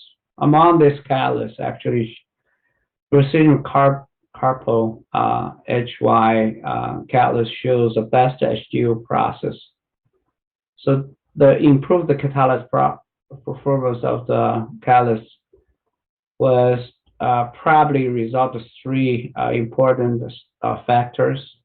So we may have a high total and strong acid sink, and also the good dispersion of the metal species and the limited segregation, and a high absorption capacity for polar fractions, including hydroxide groups and ester bonds.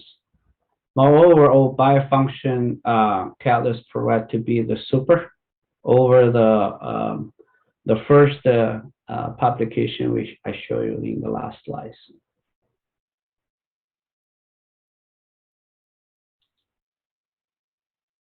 This is a third reaction system. Basically, we're trying to super Lewis acid contain the triethylate ion. So the superlewis acid are considered too strong interactive with lignin substrate to protonating of the hydroxide group and the ester linkage, forming intermediate subspecies that enhance hydrogenation and catalysis by supporting novel metal catalysts.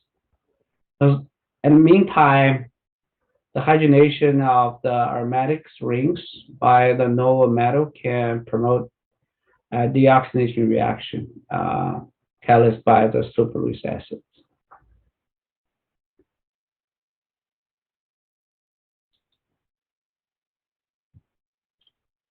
While in the meantime, most of the reaction would be published in the or we've been building the system was using roughly pure lignin would be processed technically in our own lab. And we also tried if we use the real dirty residues, which is contain, leftover sugars or sugar dehydration products to see how it impacted the catalysis reactions. so all the factors probably also have to including the reactant structure, solvents, and also the ratios between catalyst to reactants. But this is impurity we caught in the biorefinery fund already can decrease conversion yield. For example, xylose and glucose lower the final hydrocarbon yield by 78 and 60 respectively. And the result also shows that compound could suppress metal catalyst and inhibit the lignin deflammation deoxidation.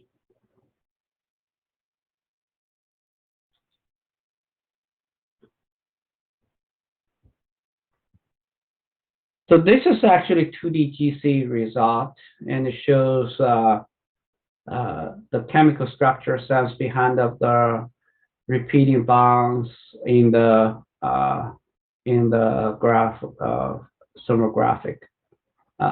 With the detailed template, we still have the same the MS result transition to generate FAD files. So you see, this is classification template including hydrocarbon plus, like I mentioned earlier. So you have paraffin and circular paraffin, which is mono, di, tri, and tetra, nettles, and also some polar esters. Still there will be something possibly not really deoxygenated well, maybe need a second hydrotreating for the finishing material.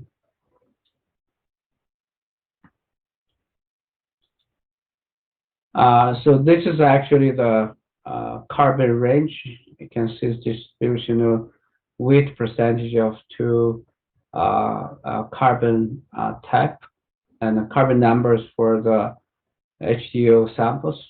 The paraffin and the non-paraffin, particularly with older numbers, see 15, 7, 19, have a higher abundance than either carbon number paraffins.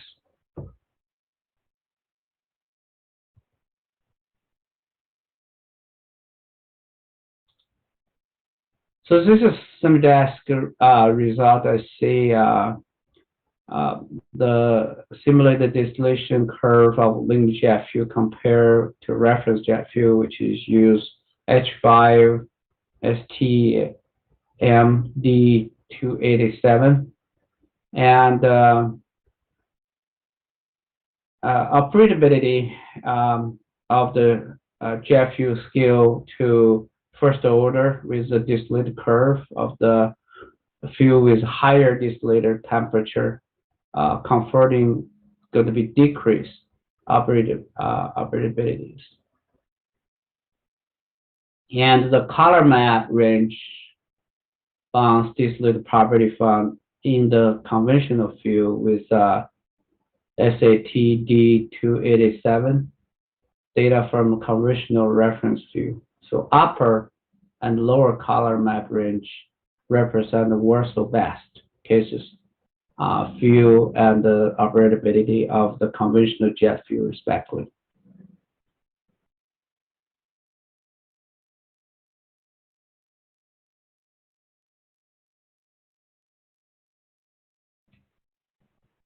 So this is actually the mapping we used for jet fuel specific energy density for the PQIS database.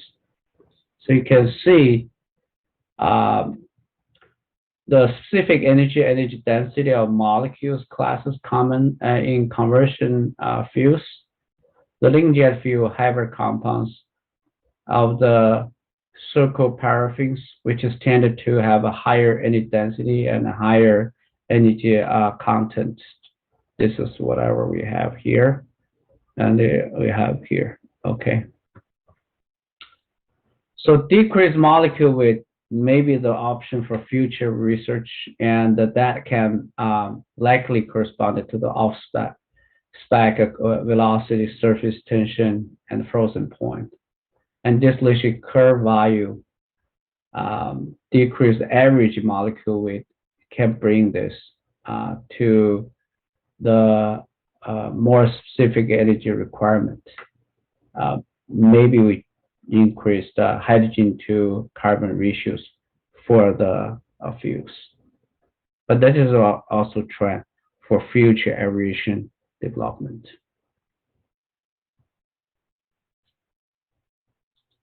So what does really lignin jet fuel look like? We show the average the molecule with jet fuel, and increased molecule with likely going to be increase the off velocity surface tension. But when we blending our fuel with synthetic jet fuel like J1A with the onset specification density jet fuel also can be produced. So we see probably around 10 to 30% the range. We can actually increase the energy content and density, and possibly decrease emission for the currently setting of jet fuel.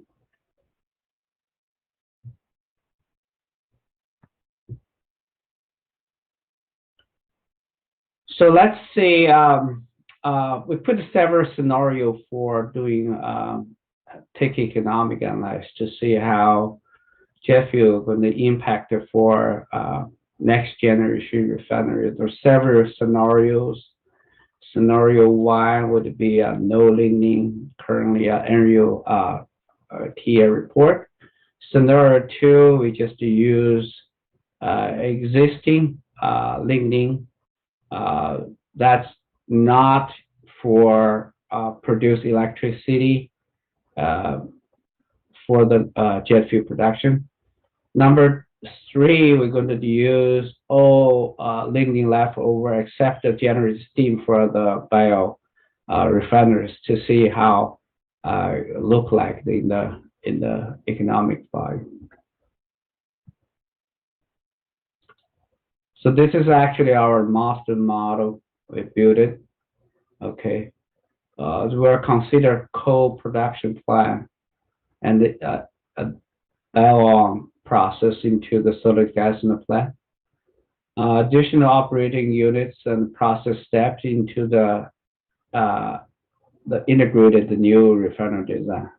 That possibly lead to higher operating and overall capacity cost. So projected minimal co-product selling price will decrease as technology development mature over the time. So biorefinery convert lignin to the fuel ethanol, and in the meantime produce jet fuel with lignin, then need to transform the co-products higher value to make the sustainable refineries.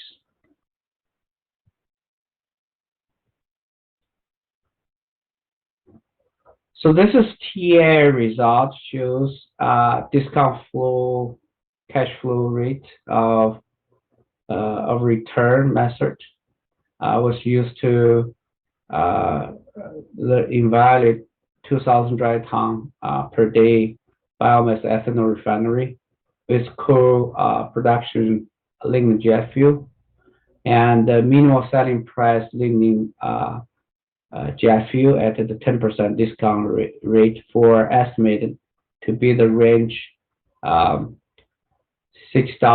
to roughly $2 depending the lignin and the conversion rate and the capacity. So with production capacity of 1.2 or maybe roughly 70 million gallon jet fuel per year, and the capital cost range is probably around $40 million.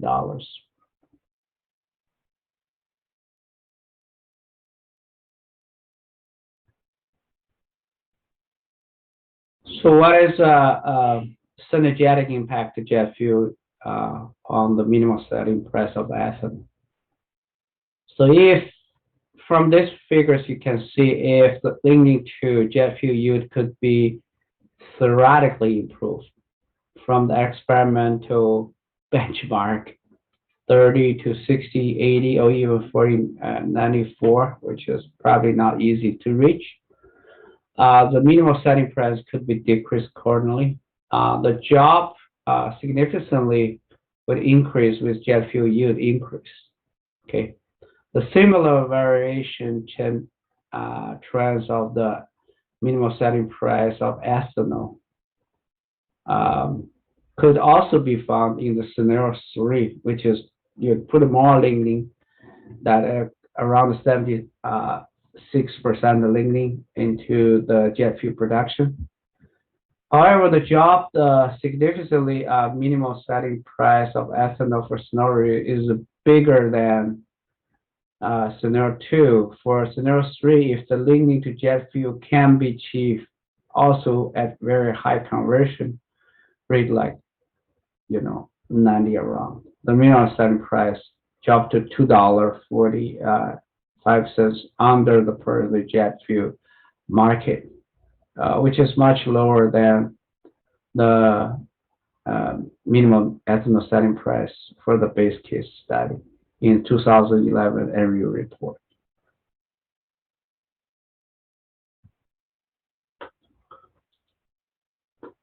Okay, so this is what we learned. So regardless what sustainable aviation liquid fuel is only renewable options for airline industry in the future. I should say near future at least. So in this study, and the TEA shows corn stover ethanol plant with a revenue capacity 57 million gallon ethanol would be able to produce around 20 million gallon of jet fuel from lignin. So results actually indicated that co-production jet fuel from catalyst upgrading with lignin can dramatically improve overall economic viabilities of integrated process for corn ethanol productions. Lignin jet fuel would be offer several advantages for this. Number one, you have to use a lower cost of raw material without conflicts with other sources of feedstock. So number two has higher summer standability, and number three, the jet fuel have a lot higher energy content, and which is also can possibly decrease emissions. And number four, the production costs have to be low. So that's needed to be continue study and development, and jet fuel at the end of the road have to be certified. So many challenges still remaining. So including availability and price of feedstock, conversion efficiencies, and the technical challenge, and the costing intensive fuel certification and government regulation factors. So those uncertainties and challenges combined with decreased oil reservation or volatile of the fuel price, and just strategically aligned between jet fuel stakeholders for their contribution to the advancement for variability alternative to the conversion of jet fuel. Okay.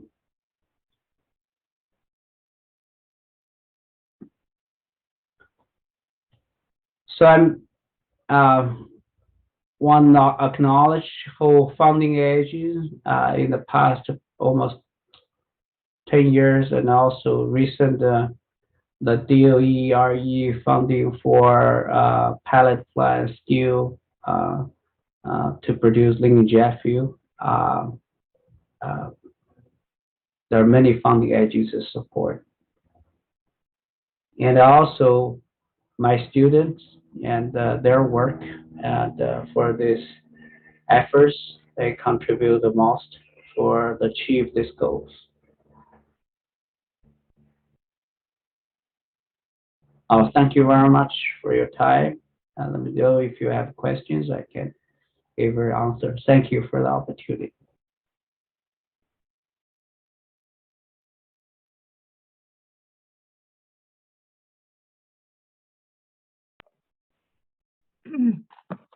Thank you very much. So first, we committed sorry for technical issue in the video, so you can see some part in the presentation, but we hope you can still enjoy the presentation. After that, we just watch the pre-recorded video from the Professor Biniang. There is always one more thing to learn, but today we received many about the utilization of lignin for jet fuel hydrocarbon. Very comprehensive presentation. But unfortunately, he's unable to join us today. But on behalf of the committee, I sincerely thank to Professor Biniang, who took time to prepare his lecture prior to this event. I understand that you usually would like to ask questions, so we will share the contact information or email of Professor Biniang. You can address your question privately. Please check the chat room from the address bin.chiang@wsu.edu. You can preferably to email the Professor Biniang directly. So for the in the chat room, I see the question for Professor Biniang from the Professor from the Bapak Ahmad Ahyat. You can send the email directly to the Professor Biniang. Thank you very much. Okay. Now let's continue to our 3-paper presentation. We can before that I welcome to our presentation in parallel session 1 before lunch break. For all information, we will have 2 sessions of parallel session. The first session before lunch break, we have 3 presenters, and after lunch break, we have the 3 presenters too. Q&A live will be held after 3 presenters have been already presented. So please turn on your camera for a presenter in parallel session 1 before lunch break. Okay, and for the first, I hope our presenter in parallel session 1 before lunch break is already here with us. From Mr. Triyono, Mr. Karim, or Mr. Ahyar is as representative, and Ms. Dian is already in the room. Please open your camera. Yes. Okay, Mr. Triyono, for the Mr. Karim or Professor Ahyar as representative, do you in this room? This room. Okay, from Miss Dian. Okay, in this room, Miss Dian. I think I see she is already in the room. Okay, thank you very much. Let's start the first paper presentation from the Mr. Triyono. Mr. Triyono will born and raised in Malang, Jawa Timur. He is started working as a researcher focusing on material engineering and biomass conversion in Pusat Penelitian Biomaterial LIPI since 2008. As a researcher, Dedi has a great interest on exploring and developing a recent technology of lignocellulosic material utilization and transformation. For the presentation title is the saccharification about the oil palm empty fruit bunch by microwave assisted acid pretreatment. For the IT team, please play the video 101 for the Mr. Triyono. Assalamualaikum warahmatullahi wabarakatuh. Ladies and gentlemen, I would like to thank for the Icon-Lig committee for provide us an opportunity to present our previous study titled Enhancement of Enzymatic Saccharification of Oil Palm Empty Fruit Bunch by Microwave Acid Pretreatment. This study was a part of our journey to study, explore, and discover the abundant biomass in Indonesia as a potential sustainable feedstock to supply the high demand consumption in the future. The depletion fossil oil has led the exploration of the renewable and sustainable alternative source. palm oil was already known as the major commodity produced by Indonesian agriculture. Almost 85% world market share of palm oil industry was supplied by Indonesia and Malaysia. However, instead of the main palm oil product, huge production of lignocellulosic biomass such as OPEFP was also generated as an industrial waste and required to be utilized. As a lignocellulosic material, OPEFP contains around 40% cellulose, 25% semicellulose, and 25% lignin. OPEFP was a potential material that can be converted into the derivative high valuable products such as ethanol for alternative fuel or the other chemical to substitute the derived chemical from fossil oil refinery. Conversion of PEFP as lignocellulosic material required a hard and severe pretreatment to compensate the naturally tough structure of the material. The recalcitrant structure of PEFP should be degraded in order to expose the cellulose constituent inside the matrix into cellulase enzyme, so it could be easily hydrolyzed and converted to fermentable sugar. By concerning the energy efficiency of the microwave irradiation to break down the lignocellulose structure, microwave technology has been known as a green technology could be applied for the biomass pretreatment. However, some information regarding the combination of the acid catalysis pretreatment was required to study in order to develop more efficient and economically friendly pretreatment methods. We would like to study and collect information regarding the performance of microwave acid pretreatment of OPEFP in order to produce high valuable reducing sugar or glucose yield by enzymatic hydrolysis. In this study, we use OPEFP harvest from the palm oil plantation located at Sukabumi, Jawa Barat. Prior to the pretreatment experiment, the raw EFP was initially sun-dried, milled, and sieved into 40 to 60 mesh particle size. The EFP later was kept in a sealed plastic bag ready for the pretreatment. EFP pretreatment experiment was performed in a start-day microwave digestion system apparatus.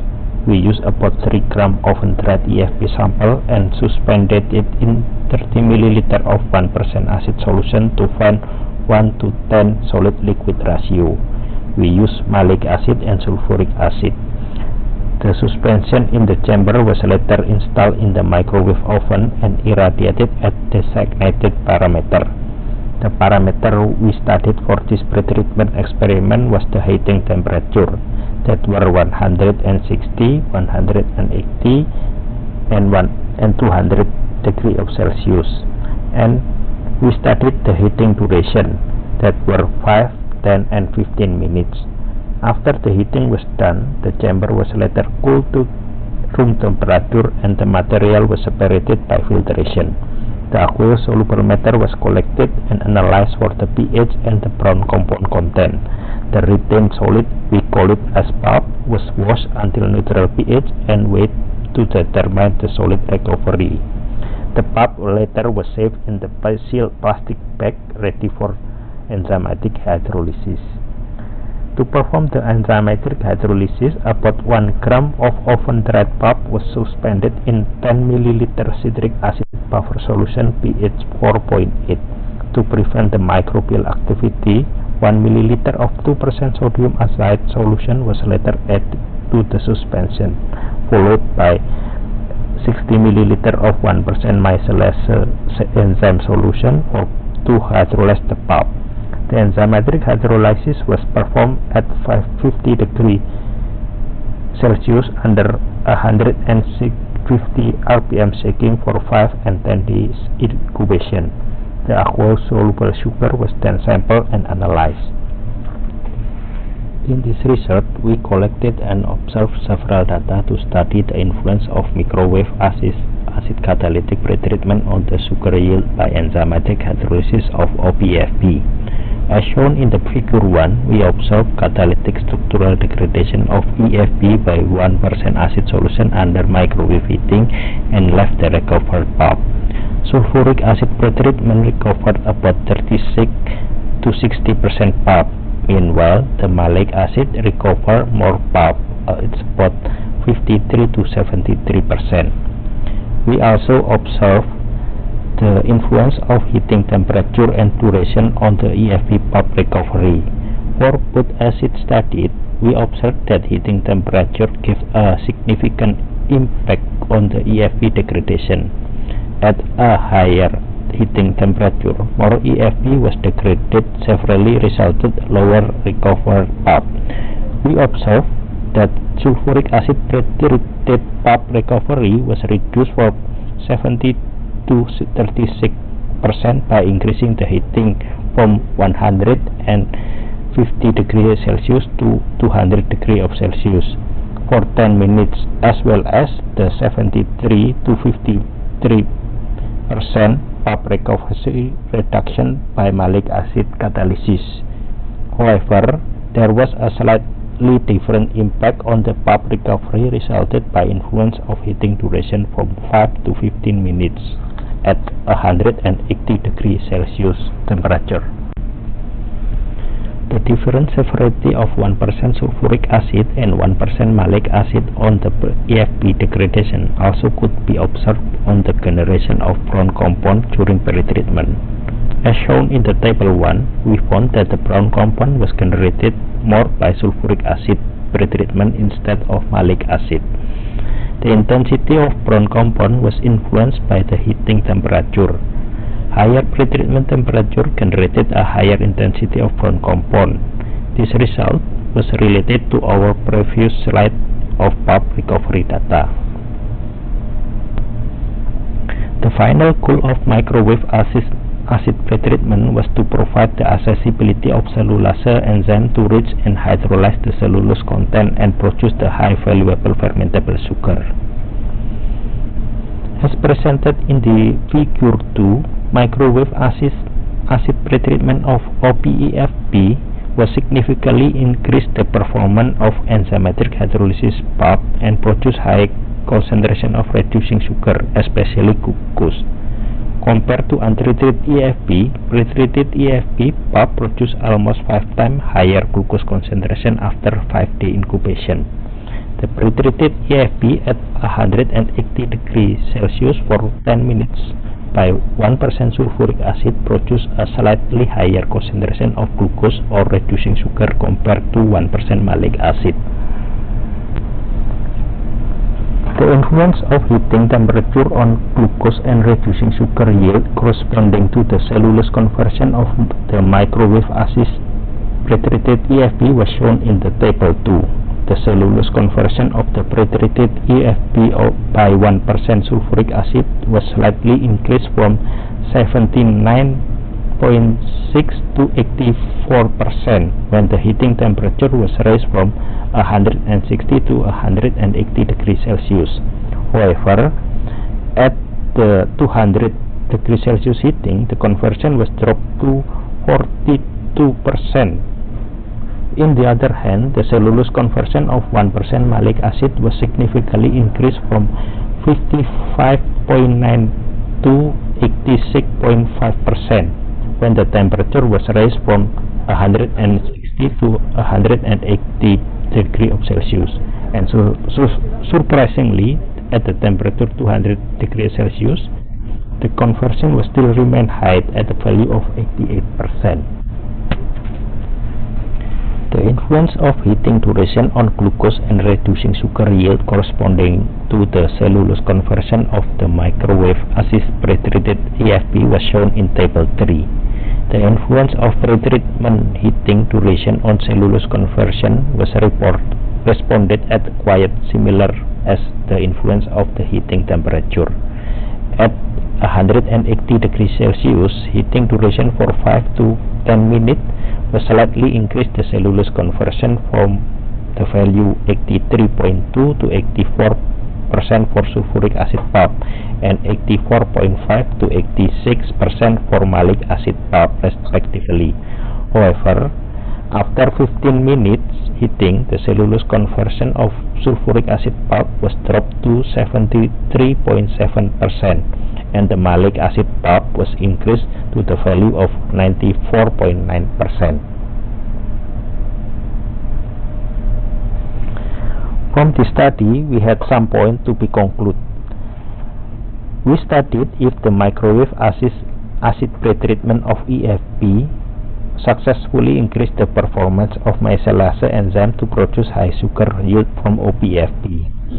The acid solution, as well as the heating temperature and the duration of pretreatment, affect the formation of brown compound and the cellulosic conversion of the pulp into the sugar. We obtain highest reducing sugar yield, 39.4 gram per 100 gram biomass for enzymatic hydrolysis of EFP pulp pretreated by 1% sulfuric acid at 180 degrees Celsius for 5 minutes. At a similar temperature and heating duration by 1% malic acid, we obtain about 43.2 gram per 100 gram biomass, reducing sugar yield. By considering this result, we suggested if malic acid might be a potential alternative catalyst for biomass pretreatment. Finally, we would like to thank GST JICA for the support through SATRE project, Innovative Bioproduction in Indonesia, Integrated Biorefinery Strategy to promote biomass utilization using supermicrobe for fuel and chemical production. We also acknowledge Pusat Penelitian Biotechnology LIPI for facilitating us the analysis instrumentation and warm friendly discussion. Thank you very much for the attention.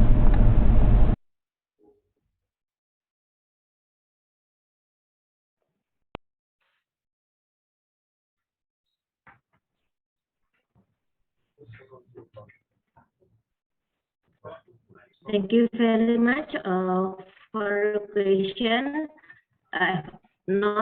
Thank you very much for the presentation from Mr. Triyono. The second presenter. The second presenter is from the Mr. Karim, the Putra Ahmad Mahyati Wadi and Sondari, with the title Production of Bioethanol from Double Napier Grass, Steam by Simultaneous Saccharification and Fermentation, SSF method using Clostridium acetobutyrrhizium bacteria. For the IT, please video from 102.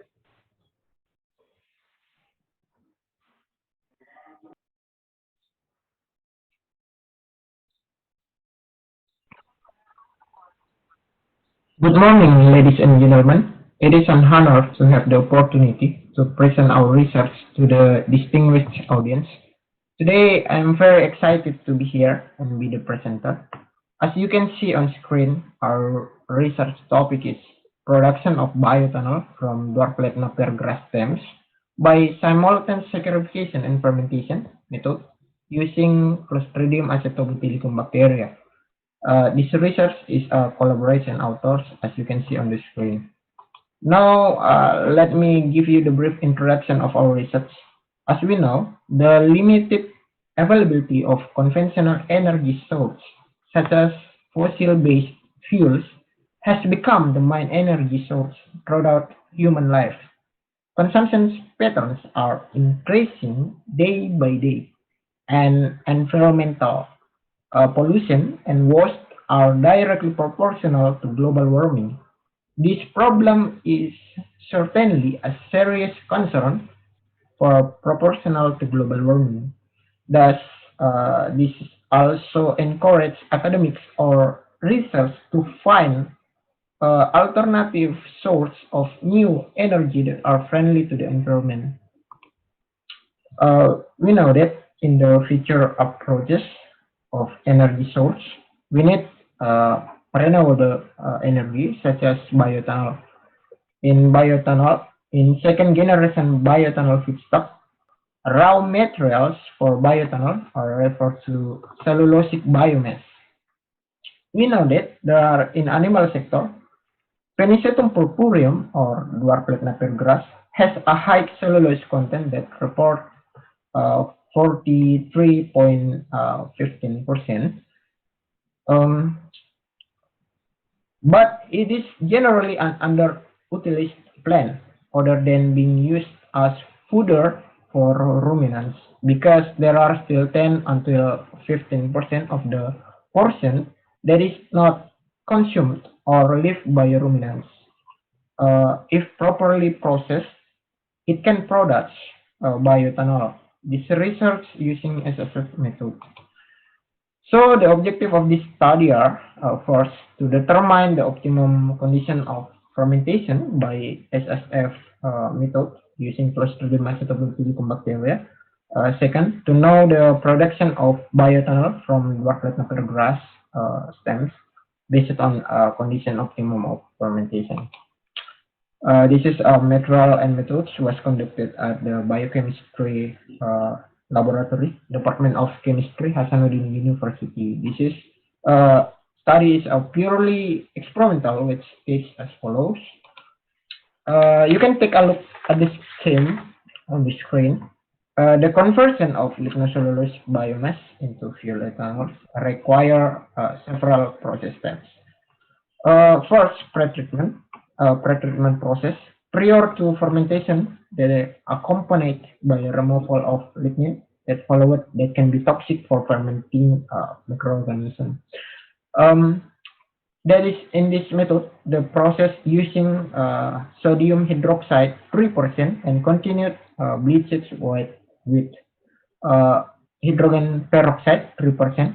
After that, the residue is filtered and washed with distilled water until neutral. Next step is fermentation. In fermentation to determine optimum condition and to produce the bioethanol, we using various pH.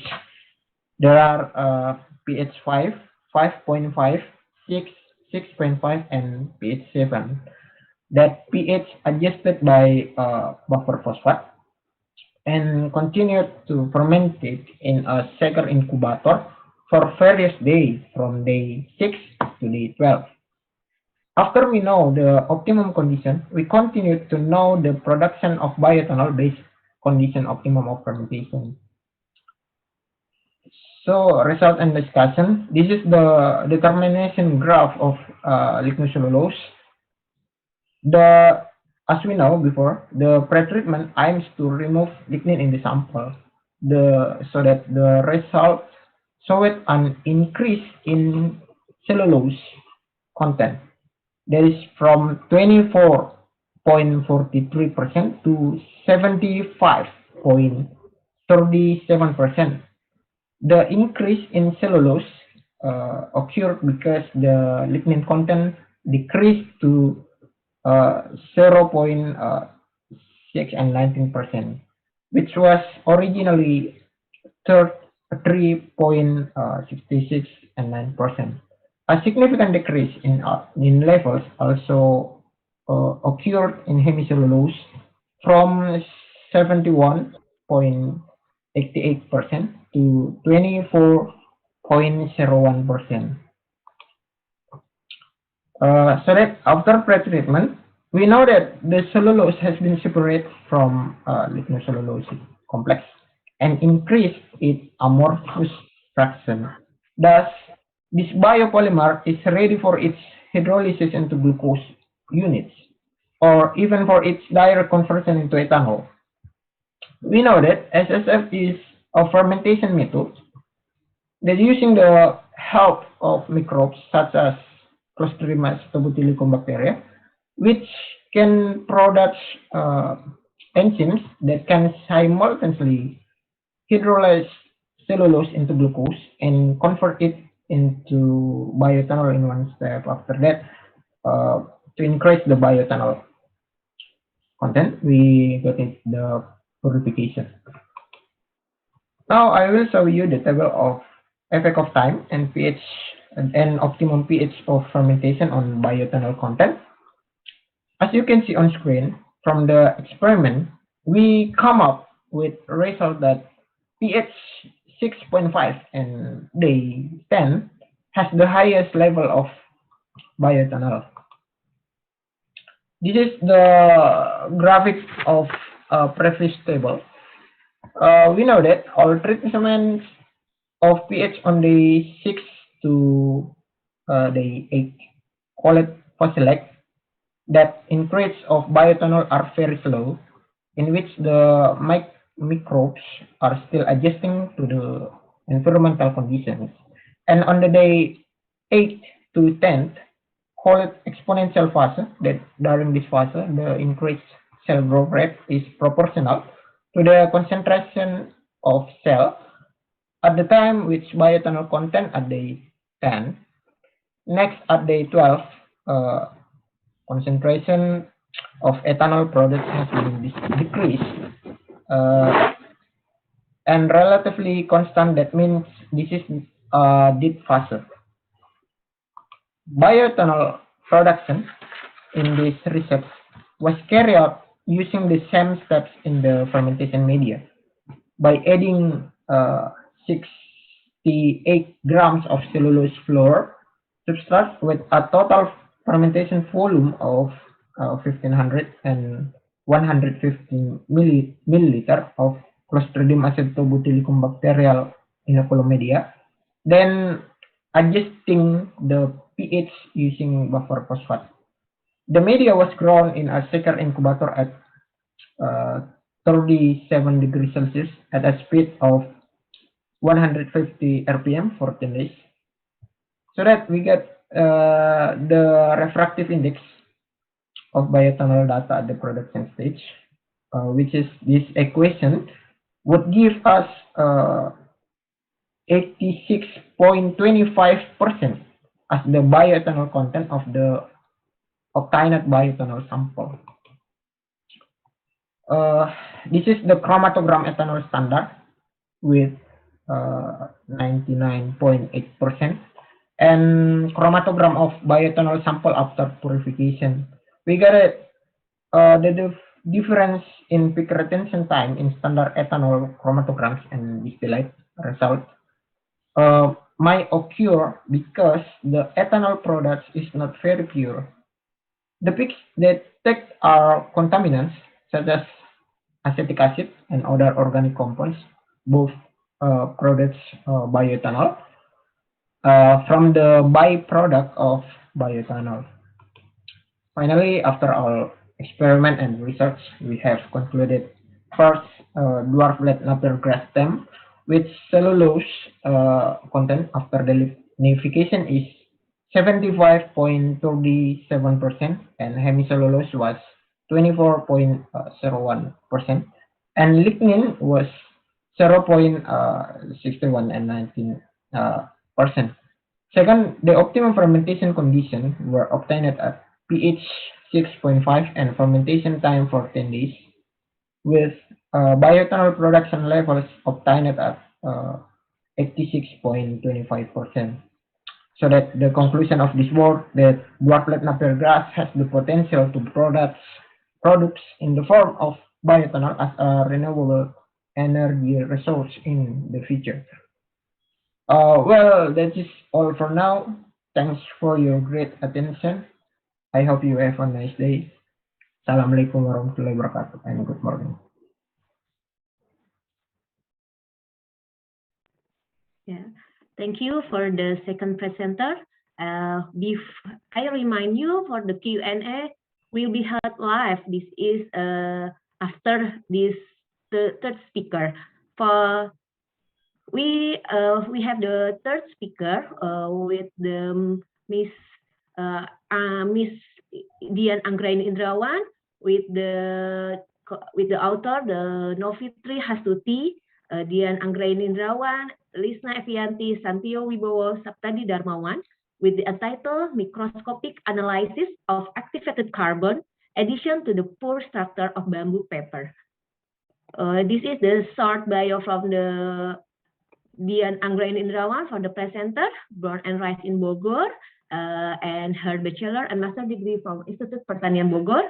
She started working as a work program data analyzer and budgeting at Forest Research and Development Center in 2006 until 2009, and then joined the Chemical Laboratory of Forest Product Research and Development Center 2009 until now, with her research interests focusing on fiber technology such as fiberboard and pulp and paper. IT team, please play the video number 103. Thank you.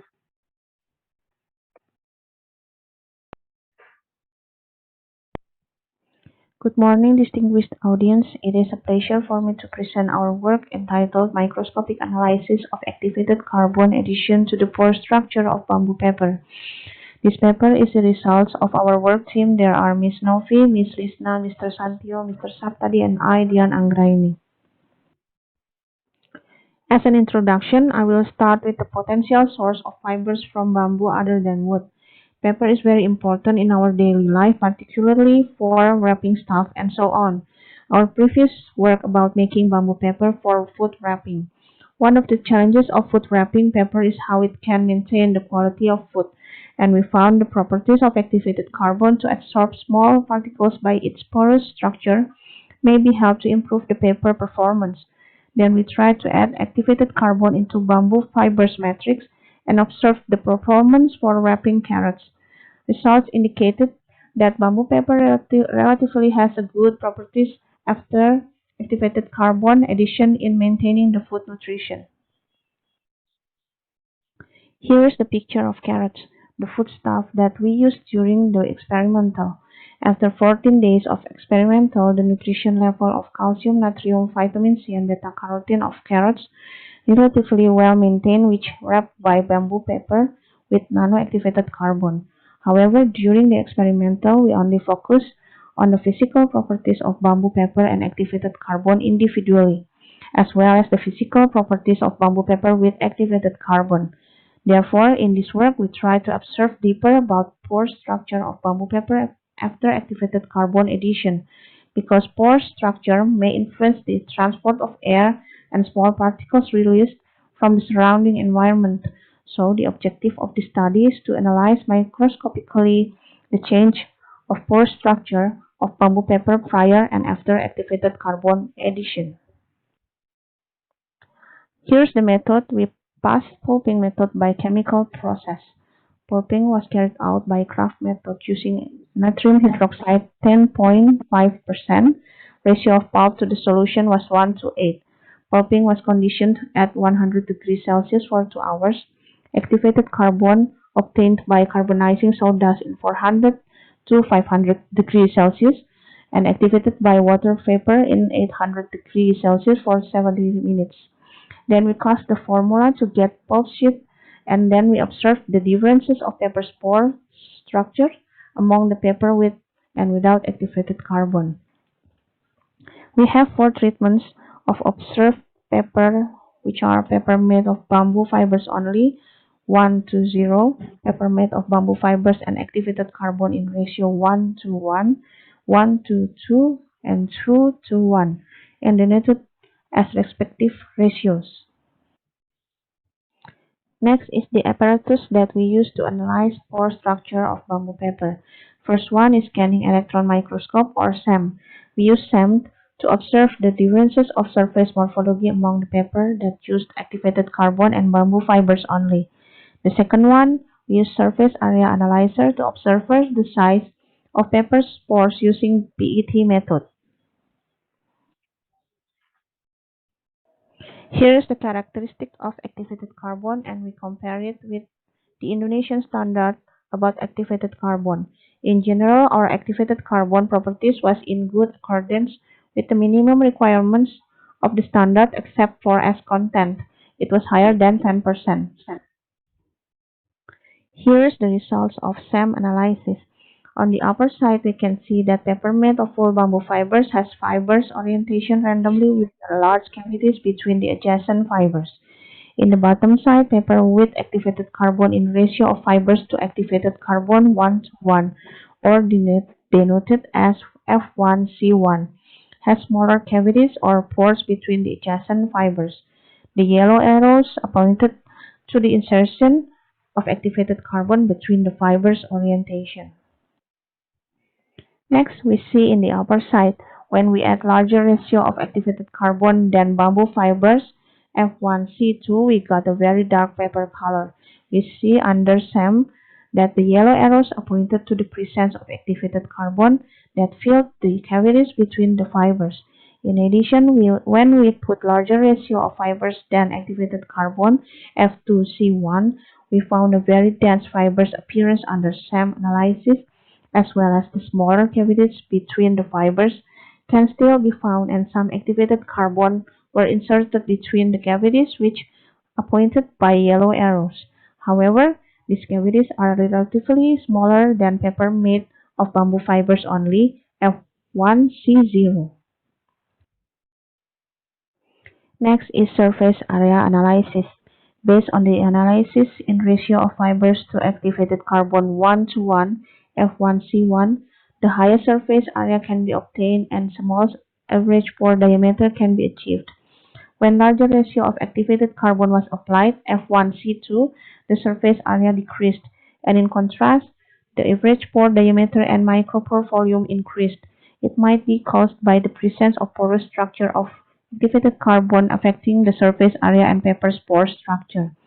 When larger ratio of fibers were applied than activated carbon F2C1, the surface area decreased significantly, but still much higher than paper made of bamboo fibers only, F1C0, and much lower than paper containing activated carbon.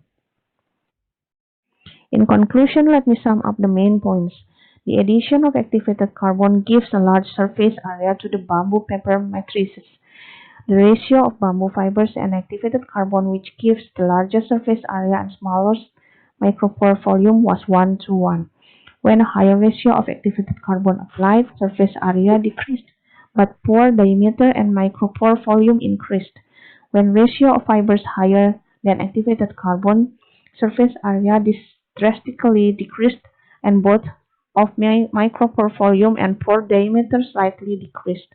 In general, bamboo paper containing activated carbon has larger surface area and smaller average pore diameter compared to paper made of full bamboo fibers. That's all my presentation. Thank you for your kind attention.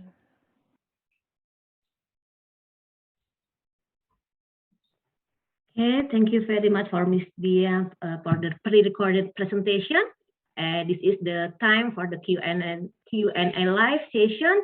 I would like to remind you that we would like to deliver an interactive session, so we must do directly session between a presenter and the participant. Please, our presenter or representative to ready for Q&A session and turn on your camera.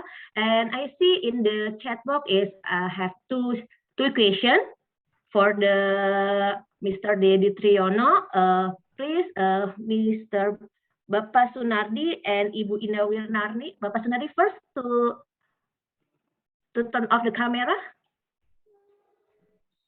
Okay.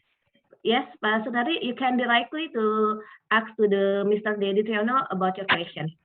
Please. Okay, thank you very much. Okay. I only want to ask about microwave assess pretreatment. So you explain that it is possible if when pretreatment process, the process will release glucose too, maybe from cellulose or other. Is it effective for the pretreatment process because some glucose released before hydrolysis process for hydrolysis cellulose to glucose, because that happen in pretreatment process. Maybe like only that. Thank you very much. Okay, thank you very much for the Mr. Sunardi. Maybe Mr. Dedi Triyono, can you answer the question from the Mr. Sunardi? Oh, yes, thank you very much for the question, Mr. Sunardi. Yes, I believe there is some possibility for the glucose, especially the hemicellulose is degraded more to release the cellulose, and glucose too. But in this study, that's why we want to compare both the sulfuric acid and malic acid. Sulfuric acid is very strong. Some part of the cellulose is degrade more. That's why we find we found the solid recovery is less compared to the malic acid, because if we use the malic acid, we can retain the malic acid stay as a cellulose, and we can and then we will harvest it after the hydrolysis by enzymatic hydrolysis. Yes. Okay, thank you, Mr. Dedi. Yes. Okay. Oh, Mr. yes. Sunardi. I try to write the answer this question in the chat room. So maybe if everyone want to read some my answer, you can find it at the chat room. Okay, thank you. I have read it also. Yes. Okay, thank you very much for Mr. Dedi and Mr. Sunardi. And the second question from the Ms. Inawinari, can you read your question to the Mr. Dedi Triano directly? Okay, thank you. Yeah. Could you hear my voice? Yes, yes. Yes, Okay. clear. Okay. Thank you. Maybe Mr. Tirano already answered my question. The first one, I just answer how much the FPU per gram substrate did you use for the enzymatic saccharification. And the second one is the microwave equipment more effective than using autoclave for the pre-treatment, because we need high voltage electricity for the microwave and need the big one if we want to large scale of the experiment. Maybe the first one is already answered, and I very surprised because Yes, it's very me too. huge amount of the mesolyze, I think, because mesolyze is very expensive, right? Yes, yes. Yeah, That's so our maybe considering for that one. And maybe the second one. Yes. For me, if you want to compare between the microwave or autoclave, unfortunately, nowadays we cannot find the same scale of volume of the microwave oven with the same size and capacity compared to autoclave. But in our point of study, why we use the microwave compared to the autoclave, we can shortening the heating time very, I think it's very significant compared to the autoclave. If we use the autoclave, sometimes we require about in the range of 30 minutes, 45 minutes until 1 hour, and we cannot achieve very high temperature. Maybe I'm not sure. It's because it's maybe it's related with the how the structure and of the apparatus. But if you use the microwave, we can the working time is very quick. In this study, we can only use 15 minutes. From 5 to 15 minutes is, I think it's very short, and it is very positive to do the treatment. So we can avoid the excessive degradation or something else during the pre-treatment. Okay, thank you, Mr. Tiono. Nice Yes, presentation. thank you very much for the question. Yeah. Okay. Okay, thank you very much for Ms.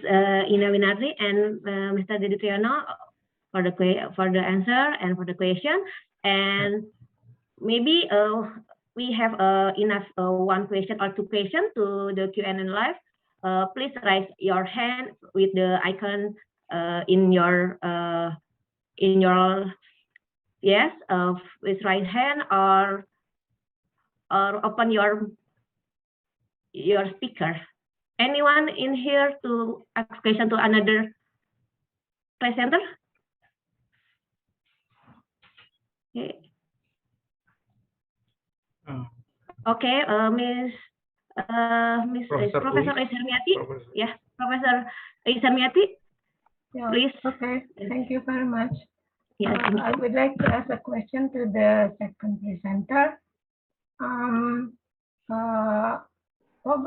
Usually we analyze the ethanol concentration using DC or some probably using HPLC. I noticed that in your study you use like refractometer, something like that. Probably you can give us any justifications of using the refractometer to analyze the ethanol content that resulted in your research, and how it is compared with if we use common analysis using GC. Thank you. Thank you very much, Professor Ais. Maybe for the second presenter from representative, Professor Ahyar, could you please thank answer you the question? for your question. This research conduct from my undergraduate student, and he used refractometer analysis for estimate bioethanol contents, because this method usually used in the previously researcher with compare by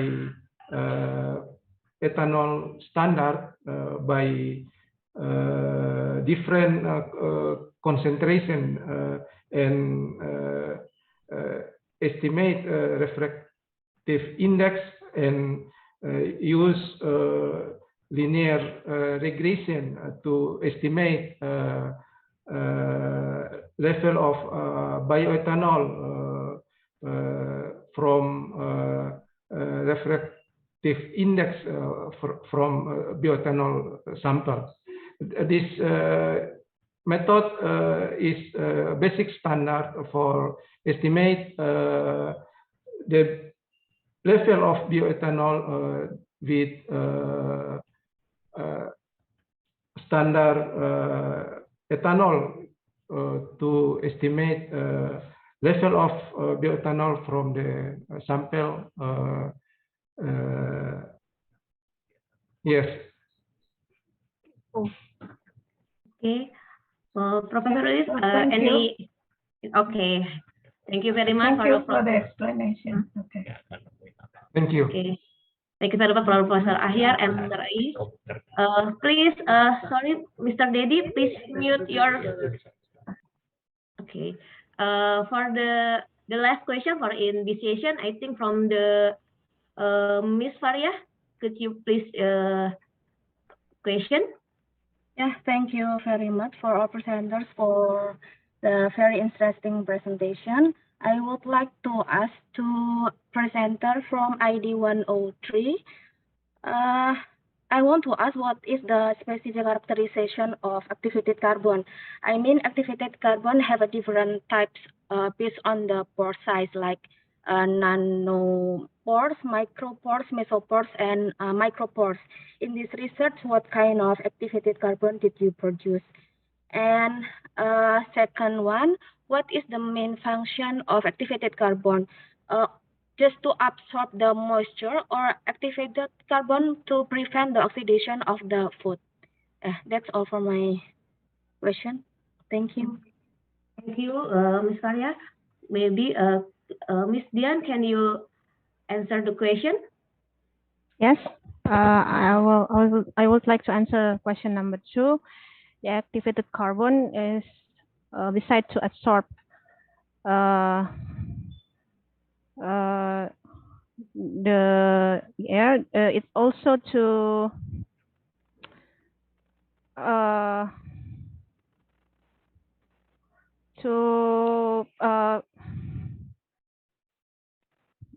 protect the paper from organisms that have a high that could make the food contaminate.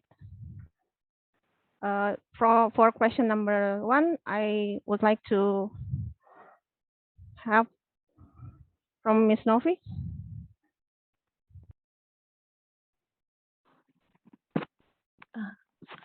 Okay, I will try to have my colleague, Ms. Dian, to answer the question from Ms. Faria.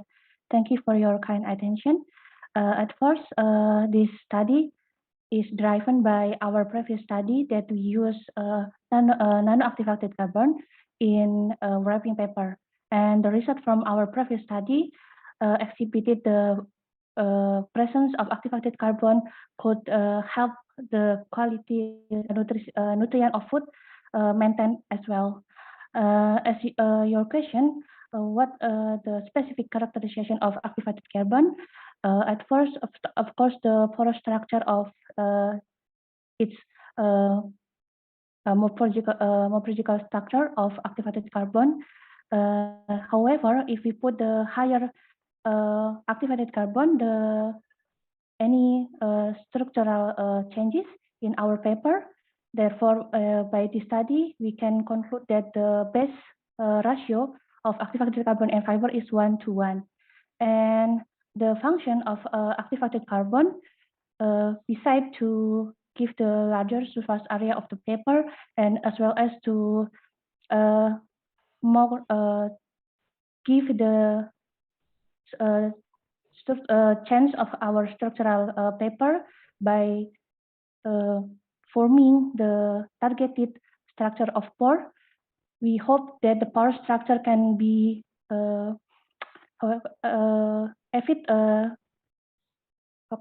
can protect the potential, the larger molecule that can contaminate of our product if we use the paper for wrapping paper. Therefore, basically the use of this activated paper to get the structural change of our pore size of our paper. That's the basic target, because our previous study exhibited that the presence of activated carbon compared to the neat paper that made of bamboo fiber only, the presence of activated carbon can maintain the nutrient of food that we wrapped under the bamboo paper. I hope my question can reach you as well. Thank you very much. Okay, thank you very much, Mr. Novitri. Mr. Faria, any comment for the Ms. Novitri? No, thank you very much for the answer. Okay, maybe it is the last question for the station. It is from the Mr. Rafiqul Alam. Could you open your video? Okay, and yeah, Mr. Rafiqul Alam. Yes. Can you hear me well? Sorry, you're not clear. You may hear me well, madam? Yes. Yeah, thank you so much. Thank you for a great presentation to all. I have a simple question to second presenter who are presenting poster. Sorry, I forgot his name. I saw he dry his grass to sunlight. So my question is, there is any possibility to photo degradation or changing chemical by sunlight for his grass dryness? Okay, this is the question, Mr. Rafiqul. Yes. Okay. Yes. Yeah. Thank you very much for Mr. Rafiqul. Please, for Professor Ahyar to answer the question for Mr. Rafiqul Alam Safar. Yes. To drying the grass stem to produce cellulose for convert to bioethanol by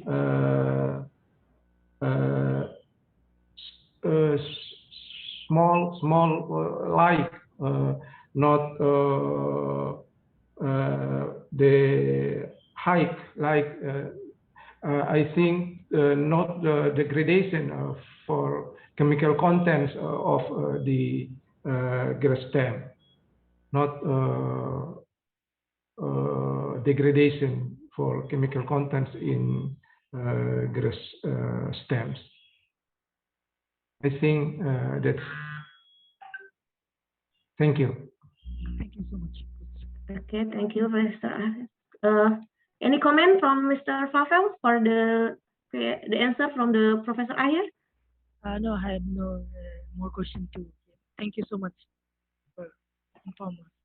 Okay. Thank you very much for Mr. Pavel. And This is the end of the session of Q&A live for the first parallel session.